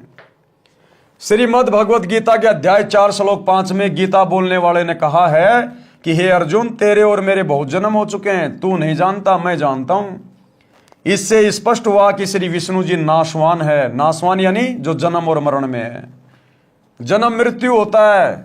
श्री देवी पुराण के 3रे स्कंद में स्वयं विष्णु जी ने स्वीकारा है कि मैं विष्णु, ब्रह्मा तथा शंकर जन्मते मरते हैं। हमारा तो आविर्भाव यानी जन्म तथा तिरोभाव यानी मृत्यु हुआ करता है। इससे भी स्पष्ट है कि श्री विष्णु जी अविनाशी नहीं है। गीता अध्याय 2 श्लोक 17, गीता अध्याय 15 श्लोक 17 में अविनाशी परमात्मा तो गीता ज्ञानदाता से भी अन्य कहा है।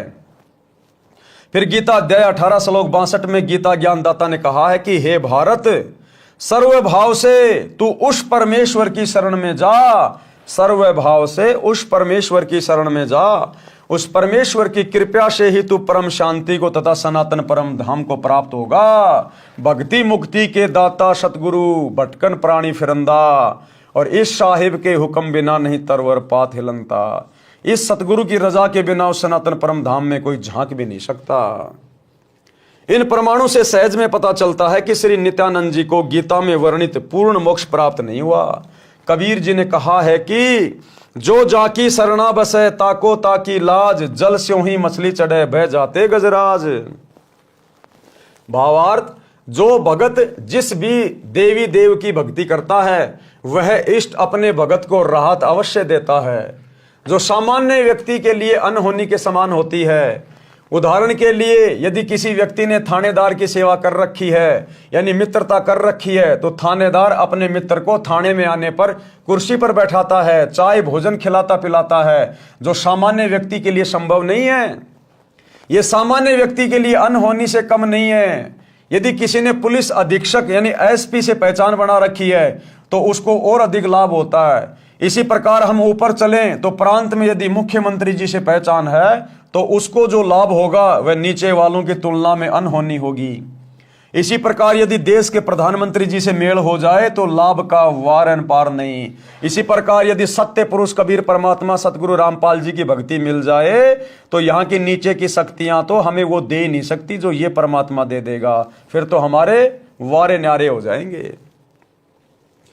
लेखक ये कहना चाहता है कि यदि कोई देवी देवताओं की भक्ति करता है तो लाभ तो उनको भी मिलता है, उन देवी देवताओं की भक्ति करने वाले को भी लाभ देने वाला यही परमात्मा है, यही सतगुरु है।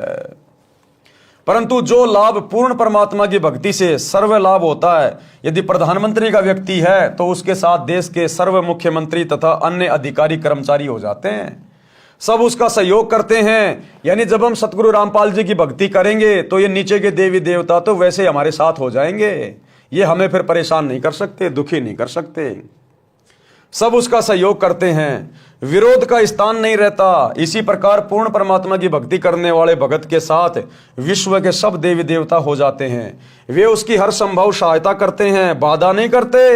यदि कोई भूत पितर प्रेत भैरव बेताल पूर्ण परमात्मा के भगत को हानि करने की सोचता भी है तो देवी देवता ही उनको दूर कर देते हैं। यानी ये देवी देवता सतगुरु रामपाल जी की भक्ति लेने के बाद मर्यादा में रहेंगे तो हमारे सिक्योरिटी गार्ड बनकर रहेंगे, सिक्योरिटी गार्ड। और बताते हैं कि तुम्हें पता है ये किसकी शरण में है, फिर वे शैतानी शक्तियां भय मानकर कोई हानि करने की हिम्मत नहीं करते। यदि गलती से किसी भूत प्रेत ने कुछ छेड़छाड़ परमेश्वर के भगत से कर दी, किस परमेश्वर के भगत से? सतगुरु रामपाल जी परमेश्वर जी के भगत से, तो उसे परमेश्वर के गण पकड़ कर ले जाते हैं और पिटाई करके सलाखों के अंदर बंद कर देते हैं। परमात्मा कबीर जी ने कहा है कि एक साधे सब सदे, सब साधे सब जाए, माली सींचे मूल को फले फूले अगाए। बात अंत में भाई और बहनों वही आएगी, एक के साधे सब सदे, यानी हमने पतिव्रता पद की भक्ति पे आना पड़ेगा। हमने अब जून के महीने में उस नकली दाढ़ी मूछ वाले कागज के कबीर को इष्ट मानकर कबीर प्रकट दिवस मनाना छोड़ना पड़ेगा। उस दाढ़ी मूछ वाली फोटो को अपने घर से बाहर निकालना पड़ेगा, लॉकेट से बाहर निकालना पड़ेगा। हमने उन फोटोओं को दंडवत भी नहीं करना। हमने पतिव्रता पद पे आना है, हमारा पति हमारा गुरु है, ये हमारे इष्ट हैं, हमारे परमेश्वर हैं, हमने इस पद पे आना पड़ेगा। एक के साधे सब सदे, एक सतगुरु की भक्ति करने से, इनको साधने से सबकी भक्ति सफल हो जाती है। और सब साधे सब जाए, और यदि हम सबकी भक्ति करते रहेंगे, सभी को मानते रहेंगे, गरीबदास जी का भी बोध दिवस मना रहे हैं, और दाढ़ी मूछ वाले कबीर जी का भी प्रकट दिवस मना रहे हैं, और अपने गुरु जी को भी कह रहे हैं हमारे गुरु जी भगवान है, परमात्मा है, तो परमात्मा कहते हैं फिर तुम्हारा सब कुछ नष्ट हो जाएगा, बर्बाद हो जाएगा। एक के साधे सब सदे, सब साधे सब जाए, और माली सींचे मूल को, जो माली होता है, जिसको प्रोसीजर का पता होता है, माली यानी भगत, जिसको वास्तु में ज्ञान हो गया, वो तो मूल की पूजा करेगा। तो भक्ति का मूल हमारा सतगुरु है। तो फले फूले अघाए, उसके बाद देखना कैसे भगत की भक्ति रूपी बगीची फूलों से फलों से लदपद हो जाएगी। शब्दार्थ, आम या अन्य पेड़ के पौधे की जड़ को जमीन में गड्ढा बनाकर रोपते हैं, जड़ की सिंचाई करते हैं। एक जड़ को साधने यानी पूजा करने से पौधे के सर्व अंग विकसित होते हैं। पौधा अच्छी तरह फलता फूलता है। पौधा पेड़ बनकर छाया, लकड़ी तथा फल देता है। यदि उस पौधे की शाखाओं को जमीन में गड्ढे में रोपकर सब शाखाओं की सिंचाई करेंगे और मूल की सिंचाई नहीं करेंगे तो सब कुछ नष्ट हो जाएगा। जगत वाले भाई बहनों को समझाने के लिए गुरुदेव कह रहे हैं, यदि सतगुरु की शरण में आने के बाद आपने उन पहले वाले देवी देवताओं को पूजना जारी रखा तो समझो आप तो पेड़ को टहनियों की ओर से जमीन में गाड़ रहे हो, और आप तो पेड़ की टहनियों में पानी डाल रहे हो, खाद डाल रहे हो, वो पेड़ सूख जाएगा। आपने पेड़ की जड़ में खाद पानी डालना पड़ेगा। जिससे आपने भक्ति ली है, जो आपका सतगुरु है, वो इस भक्ति रूपी पेड़ की जड़ है। जैसा सतगुरु कहे हमने वही भक्ति करनी है, वैसी करनी है, तब हमारा ये भक्ति रूपी पेड़ फलेगा फूलेगा। यदि पौधे की शाखाओं को जमीन में गड्ढे में रोपकर सब शाखाओं की पूजा करेंगे और मूल की सिंचाई नहीं करेंगे तो सब कुछ नष्ट हो जाएगा। माली यानी पौधा रोपण का जानकार, जिसे माली कहते हैं, वह मूल की ओर से पौधे को जमीन में लगाता है, मूल की सिंचाई करता है, लाभ लेता है। इसी प्रकार तत्वदर्शी संत संसार रूपी पौधे की मूल यानी परम अक्षर ब्रह्म को इष्ट मानकर पूजा करता तथा करवाता है। वह उस एक की पूजा करके सर्व देवों को साध लेता है। सभी देवता उसी सत्य पुरुष की आज्ञा में चलते हैं, साधक का कार्य सिद्ध करते हैं। यदि सब देवों की पूजा करेंगे तो सत्य पुरुष रुष्ट हो जाएगा। अगर सभी देवताओं की पूजा करेंगे तो सत्य पुरुष क्या हो जाएगा? नाराज। तो सत्य पुरुष कौन है? सतगुरु रामपाल जी। और उनके रहते सहते यदि हम गरीबदास जी का बोध दिवस मनाएंगे इस भक्ति में आने के बाद, दाढ़ी मूछ वाली मुर्दा फोटो को भगवान मान के इष्ट मान के पूजेंगे, कबीर प्रकट दिवस मनाएंगे, तो भाई परमात्मा नाराज होगा, रुष्ट होगा। यदि सब देवों की पूजा करेंगे तो सत्य पुरुष रुष्ट हो जाएगा। उसकी आज्ञा के बिना देवता कुछ नहीं कर पाते। यानी साधक की साधना शास्त्र के विरुद्ध होने के कारण कुछ लाभ नहीं मिलता। इसलिए पूर्ण परमात्मा की भक्ति करें। वर्तमान में मेरे रामपाल दास के अतिरिक्त विश्व में किसी को सत्ज्ञान नहीं है। आप आए और दीक्षा लेकर अपना तथा परिवार का कल्याण करवाएं। ये तो स्वयं सिद्ध है भाई और बहनों। ये तो मजबूरीवश गुरुदेव भगवान को बार बार अपना नाम लेके बोलना पड़ता है, क्योंकि परमात्मा कहते हैं कि हमने अपनी महिमा खुद करनी पड़ती है, स्वयं करनी पड़ती है। हमारे बारे में यहाँ दूसरा कोई नहीं जानता, इसलिए हमारी महिमा हमने आप बखानी। परमात्मा कहते हैं हमें अपनी महिमा स्वयं ही बतानी पड़ती है कि हमारे समान और किसी को ज्ञान नहीं है। तो भाई और बहनों, अब आप और हमारी तो समझ में आ जानी चाहिए कि सतगुरु रामपाल जी के अलावा धरती पर जीव आत्मा का ठिकाना नहीं है, कहीं ठोर ठिकाना नहीं है। अगला जन्म यदि सत भक्ति शुरू नहीं की तो सीधा 84 लाख योनियों से शुरू होगा। गधे कुत्ते सूअर के जन्म मिलेंगे। अब आगे गुरुदेव भगवान हमें कथा सुना रहे हैं, मनीराम कथावाचक पंडित जी की कहानी। यानी कौन अधिकारी है, कौन अधिकारी नहीं है, भक्ति कैसे करनी है, क्या है। एक मनीराम नाम के पंडित जी की कथा सुना रहे हैं। मनीराम नाम का कथावाचक पंडित प्रसिद्ध था। हरियाणा के एक गांव में रामायण की कथा का आयोजन किया। रामायण की कथा अधिक से अधिक 11 दिन में संपूर्ण हो जाती है। मनीराम पंडित जी ने 30 दिन में संपूर्ण की। धन के लालच में, पैसे के लालच में कि रोज चढ़ावा आएगा। विचार किया था कि अधिक दिन कथा चलेगी तो प्रतिदिन दान आएगा, इस प्रकार अधिक दक्षिणा प्राप्त होगी। 30 दिन की कथा में मनीराम पंडित जी को 30 रुपए ही प्राप्त हुए।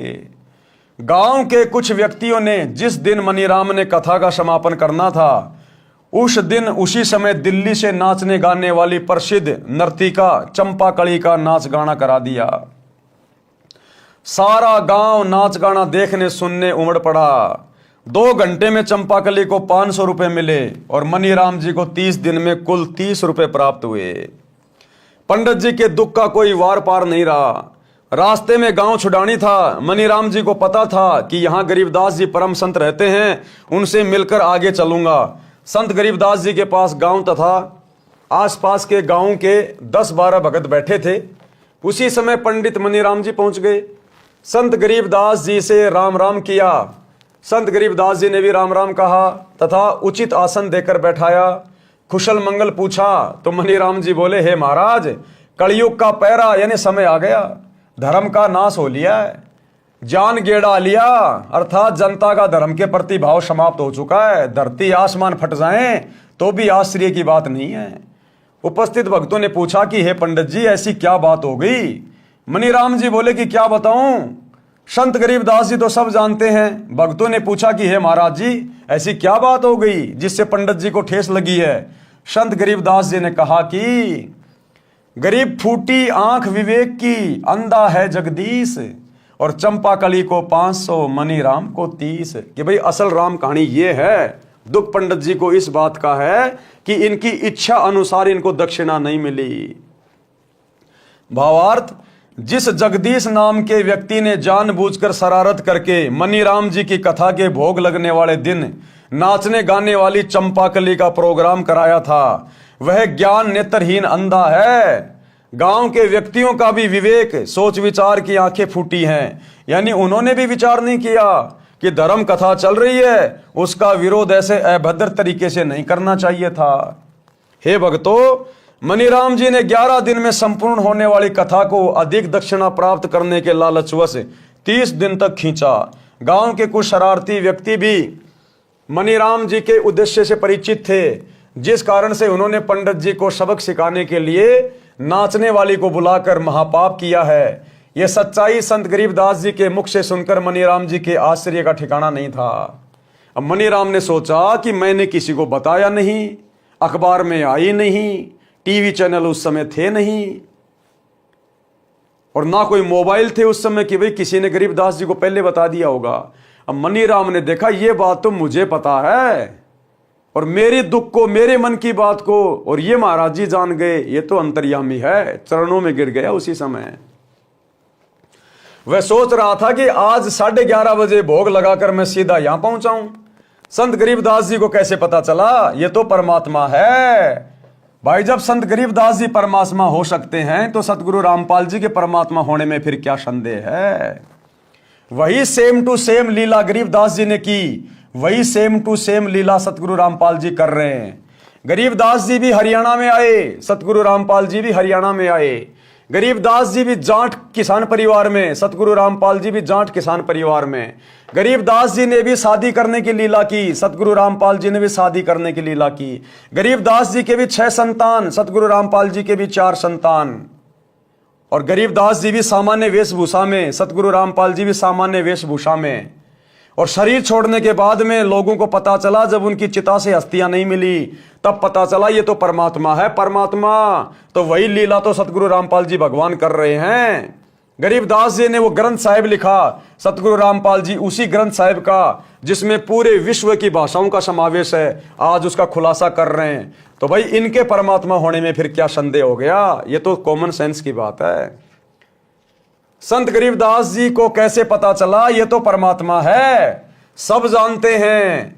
मनीराम आसन से उठा और संत गरीबदास जी के चरणों में गिर गया और बोला, प्रभु आपने सच कहा है कि मैंने भी लालचवश कथा को लंबा खींचा था। आप तो जानी जान हो, हे प्रभु धर्म कर्म तथा जीने की सच्ची राह दिखाइए।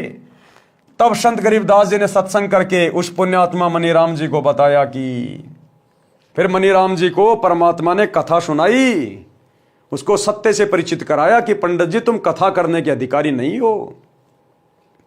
अरे द्वापर युग में राजा परीक्षित को 7 दिन की भागवत की कथा सुनाने के लिए जब कहा गया कि भाई 7 दिन बाद इसको तक्षक नाग डसेगा और 7 दिन तक इसकी सुरती ऊपर के लोकों में लगाओ, बैकुंठ में लगाओ इसको भागवत की कथा सुना के, क्योंकि जहां आशा तहां भाषा होई, मन कर्म वचन सुमरियो सोई। वो कथा इसलिए सुनाई जा रही थी ताकि इसका ध्यान ऊपर जाए, यही राजपाट में बेटा बेटियों में ना रहे, नहीं तो यहीं पे कुत्ता बन के आएगा वापस।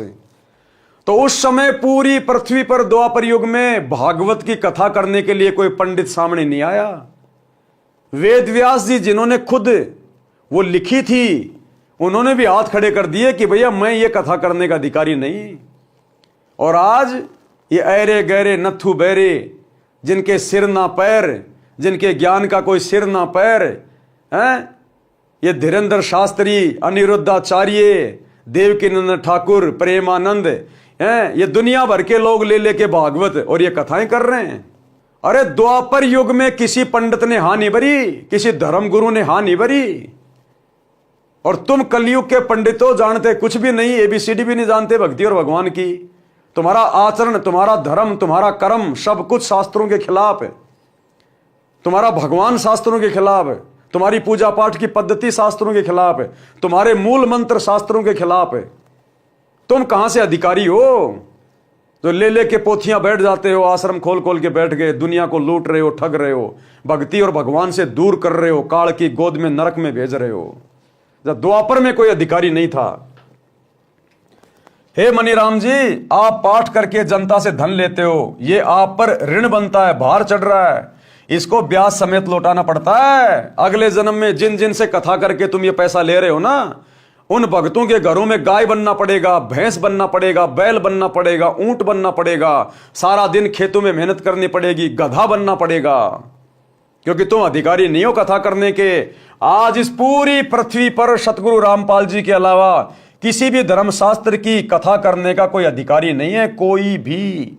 ये सब के सब आचार्य, शंकराचार्य, मंडलेश्वर, संत, महंत, ये घोर पाप के भागी बन रहे हैं। अगले जन्म में अपने भक्तों के घरों में गधे बनेंगे, बैल बनेंगे, ऊंट बनेंगे, सारा दिन इनको लठ मार मार के इनको खेतों में जोता जाएगा। हे मनीराम जी, आप पाठ करके जनता से धन लेते हो, ये आप पर ऋण बनता है, इसको ब्याज समेत लौटाना पड़ता है। आपको यथार्थ आध्यात्मिक ज्ञान नहीं है, आप कथा पाठ तथा सत्संग करने के अधिकारी भी नहीं हो। आपने लोगों को आकर्षित करने के लिए गले में कंठी एक तुलसी के मनके को डोरे में डालकर गले में डालते हैं, जो वैष्णव पंथ की पहचान होती है, डाल रखी है। एक माला 108 रुद्राक्ष के मणकों की डाल रखी है, जो मंत्र जाप के लिए होती है, जिसे संतजन सुमरणी कहते हैं। मस्तिष्क में तिलक लगाकर रखा है, पीले वस्त्र धारण कर रखे हैं। संत गरीबदास जी ने वाणी द्वारा समझाया कि कंठी माला सुमरणी पहनने से क्या होए, ऊपर ढूंढा साध का अंतर राख्या खोए, कि अंदर तेरे को ज्ञान दो देले का नहीं है और ऊपर से तू एक नंबर का भगत बना दिखाई दे रहा है। भावार्थ, हे मनीराम जी, ऊपर के दिखावे से तो आप साधु लगते हो, यानी बाहरी आडंबर का तो ढूंढा उठा रखा है। आपकी वेशभूषा को देखकर तो भगत समाज कटकर मर जाए, परंतु अंदर गुण साधु के बिल्कुल नहीं। लालच के कारण अंतःकरण मलिन बना रखा है, साधुता खो रखी है, यानी संत भाव नहीं है। इसलिए कंठी माला सुमरणी को गले में डालने से साधु नहीं बनता। आत्म कल्याण के लिए पूर्ण संत से दीक्षा लेकर आजीवन मर्यादा में रहकर भक्ति करने से कल्याण होता है। आप पाठ करने के अधिकारी नहीं हो। अधिकारी बिना पाठ करना यजमान के साथ धोखा है। आपके पूर्वज ऋषिजन वास्तव में पंडित थे, विद्वान पुरुष थे, वे ऐसी गलती नहीं करते थे। यानी तुम्हारे पूर्वज जो द्वापर में थे वो ऐसी गलती नहीं करते थे। संत गरीबदास जी ने उदाहरण द्वारा समझाया है। राजा परीक्षित का उद्धार। अब मनीराम पंडित जी को गरीबदास जी ने राजा परीक्षित की कथा सुनाई, कैसे उसको तक्षक नाग ने डसा, कैसे उसको श्राप लगा, और 7 दिन की भागवत सुनाने के लिए द्वापर युग में कोई भी पंडित ऋषि कथावाचक सामने नहीं आया। सबने हाथ खड़ा कर दिया, क्योंकि 7वें दिन उसका रिजल्ट आना था। इसलिए सब के सब डर गए कि तुम्हारी पोल पट्टी खुल जाएगी, क्योंकि तुम अधिकारी नहीं हो। आज इन लोगों को डर नहीं है, इसलिए ले लेके कांख में पोथी और ये भागवत करने के लिए गांव गांव में जाके लगा के पांडाल बैठ जाते हैं। राजा परीक्षित का उद्धार। जिस समय राजा परीक्षित को ऋषि के श्रापवश तक्षक सर्प ने डसना था, तो राजा परीक्षित जी के उद्धार के लिए श्रीमद् भागवत सुधा सागर की 7 दिन की कथा करनी थी। पृथ्वी के सभी ऋषियों तथा पंडितों से श्री भागवत की कथा परीक्षित को सुनाने का आग्रह किया गया। वे वास्तव में पंडित थे, वे परमात्मा के विधान को जानते थे। उनको यह भी पता था कि 7वें दिन परिणाम आएगा। विश्व के बुद्धिजीवी व्यक्तियों की दृष्टि 7वें दिन परीक्षित का क्या होगा, इस पर टिकी थी। पृथ्वी के सभी पंडितों ने श्रीमद् भागवत की कथा सुनाने से मना कर दिया तथा कह दिया कि हम अधिकारी नहीं हैं, हम किसी के मानव जीवन के साथ खिलवाड़ करके पाप के भागी नहीं बनेंगे। जिस वेदव्यास जी ने श्रीमद् भागवत को लिखा था, उसने भी कथा सुनाने से इनकार कर दिया। सब ऋषियों ने बताया कि स्वर्ग से ऋषि सुखदेव जी को इस कार्य के लिए बुलाया जाए, वे कथा सुनाने के अधिकारी हैं। राजा परीक्षित के लिए स्वर्ग से सुखदेव ऋषि को बुलाया गया। कुछ समय नरक भोगकर युधिष्ठिर स्वर्ग में पुण्य फल भोग रहा है। उसने वंश के मोहवश होकर अर्जुन के पौत्र परीक्षित के उद्धार के लिए अपने कुछ पुण्यों को सुखदेव यानी सुखदेव ऋषि को दान किया। उस पुण्य की कीमत से श्री सुखदेव ऋषि जी विमान में बैठकर पृथ्वी पर परीक्षित राजा को श्रीमद् भागवत की कथा सुनाने आए। 7 दिन कथा सुनाकर परीक्षित का राज तथा परिवार से मोह समाप्त किया।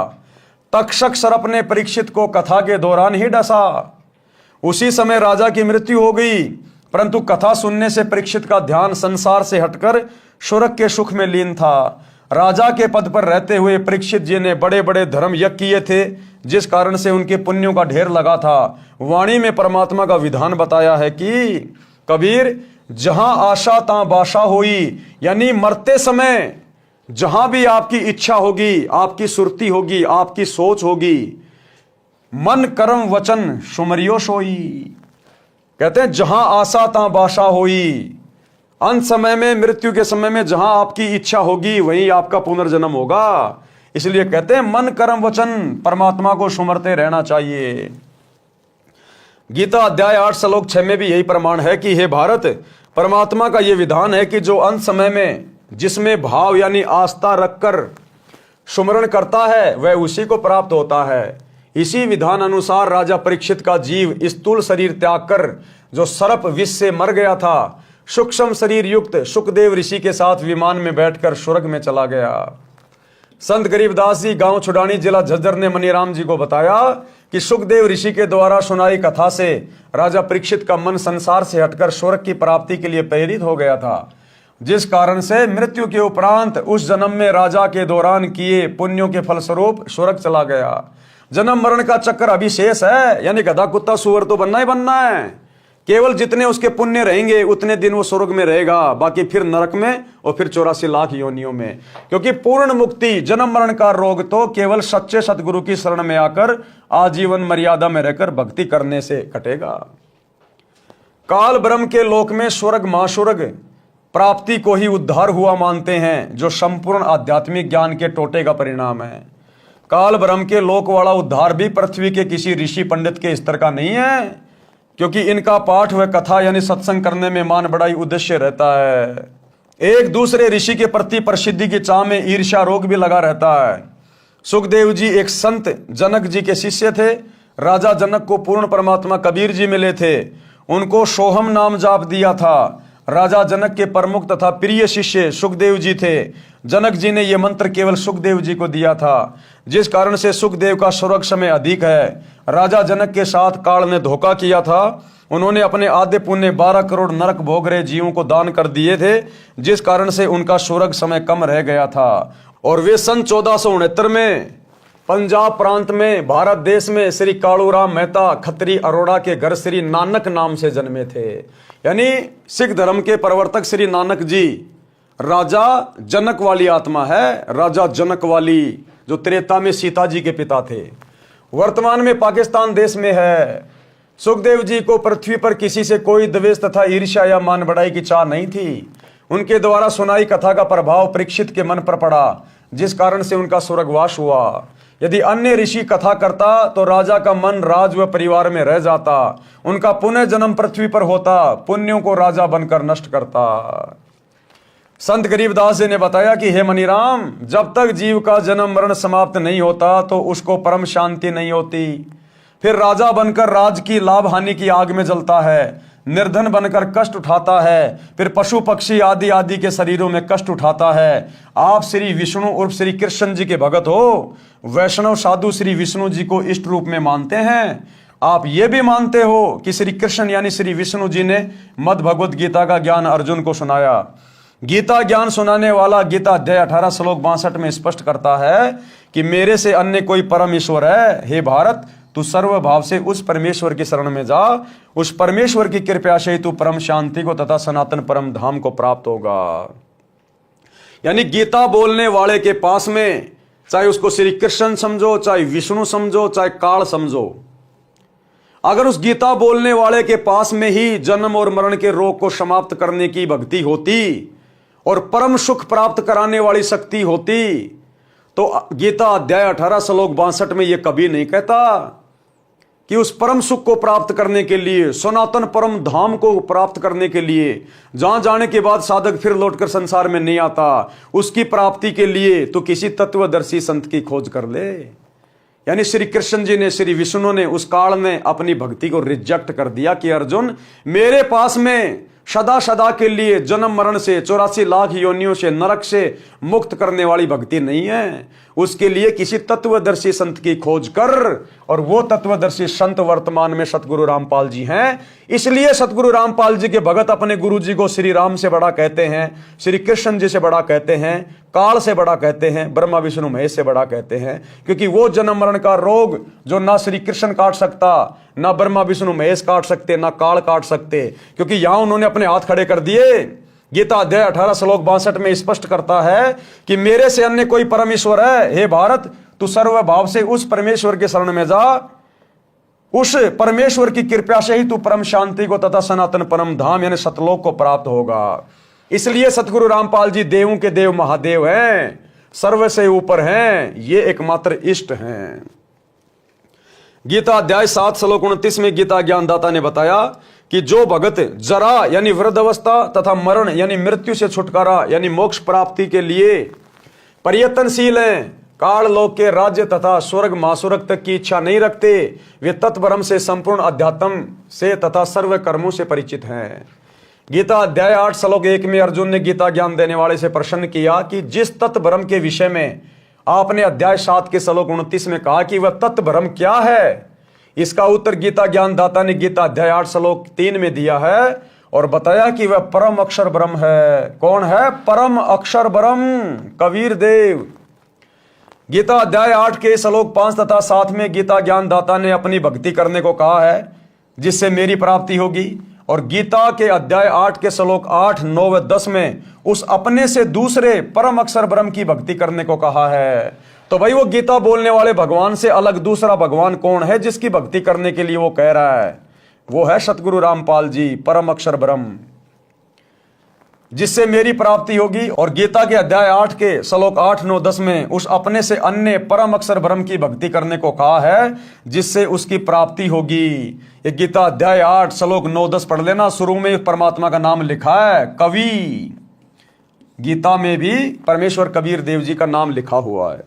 गीता अध्याय 2 श्लोक 12, अध्याय 4 श्लोक 5, अध्याय 10 श्लोक 2 में गीता ज्ञान बोलने वाले ने बताया है कि हे अर्जुन, तेरे और मेरे बहुत जन्म हो चुके हैं, आगे भी होते रहेंगे। अर्थात गीता ज्ञान देने वाला खुद जन्म और मरण में है, तो यह जन्म मरण का रोग तो सतगुरु रामपाल जी काट सकते हैं, सृष्टि में कोई दूसरा नहीं। गीता अध्याय 2 श्लोक 17 में जो अविनाशी परमात्मा कहा है तथा अध्याय 15 श्लोक 16, 17 में 3 पुरुष प्रभु बताए हैं। श्लोक 16 में क्षर पुरुष तथा अक्षर पुरुष का वर्णन है, दोनों नाशवान बताए हैं। फिर अध्याय 15 श्लोक 17 में अविनाशी परम अक्षर ब्रह्म की जानकारी बताई है। वह उत्तम पुरुष यानी सर्वश्रेष्ठ परमात्मा कहा है, वही तीनों लोकों का पालन पोषण करता है, वास्तव में अविनाशी है। गीता अध्याय 15 श्लोक 4 में गीता ज्ञान देने वाले ने स्पष्ट किया है कि तत्वदर्शी संत मिलने के पश्चात परमेश्वर के उस परम पद की खोज करनी चाहिए जहां जाने के पश्चात फिर लौटकर साधक संसार में कभी नहीं आते। अर्थात तत्वदर्शी संत की शरण में आने के बाद फिर सदा सदा के लिए जन्म मरण का रोग कट जाता है, 84 लाख योनियों का कष्ट मिट जाता है। वो साधक सदा सदा के लिए परम धाम सतलोक में चला जाता है। उस परमात्मा की ही भक्ति करनी चाहिए जिससे संसार रूपी वृक्ष की पर्वतीय विस्तार को प्राप्त हुई है, यानी जिस परमात्मा ने विश्व की रचना की है। संत गरीबदास जी ने मनीराम को बताया कि परम अक्षर ब्रह्म यानी तत् ब्रह्म की भक्ति मेरे यानी संत गरीबदास जी के पास है। उस समय गरीबदास जी के पास थी क्योंकि गरीबदास जी भी स्वयं परमात्मा थे, और वर्तमान में सतगुरु रामपाल जी के पास है क्योंकि ये स्वयं परमात्मा है, यही स्वयं गरीबदास जी है। यदि आप जी को पूर्ण मोक्ष करवाना है तो दीक्षा लो और कल्याण करवा लो। मनीराम जी को गीता के सर्व श्लोक कंठस्थ थे, तुरंत समझ गए और दीक्षा लेकर पाखंड त्याग कर कल्याण कराया। और वर्तमान में यदि किसी को गीता के श्लोक याद नहीं है तो सतगुरु रामपाल जी ने गीता जी को पहली कक्षा का कायदा बना दिया है। आप YouTube पर जाकर उनके सत्संग सुन सकते हैं, बहुत अच्छे से गीता जी को समझ सकते हैं, चारों वेदों को समझ सकते हैं, जो कि हिंदू समाज के लिए पहाड़ से कम नहीं है। लेकिन सतगुरु रामपाल जी ने अपने तत्व ज्ञान से पुस्तकें लिखकर सत्संग बना बना कर पहली कक्षा की पुस्तकें बना दी है। इतना आसान कर दिया गीता, वेद, कुरान, पुराण, बाइबल को समझना। तो भाई और बहनों, आज के वीडियो में हम केवल इतना ही लेंगे। अगले वीडियो में पंडित की परिभाषा क्या होती है हम यहां से शुरू करेंगे। तो कल रात्रि 8 बजे सभी भाई बहन फिर से जुड़िए। तब तक गुरुदेव भगवान हम सबको आज्ञा दें, इजाजत दें, आशीर्वाद दें, सद्बुद्धि दें। बंदी छोड़ सतगुरु रामपाल जी भगवान की जय हो।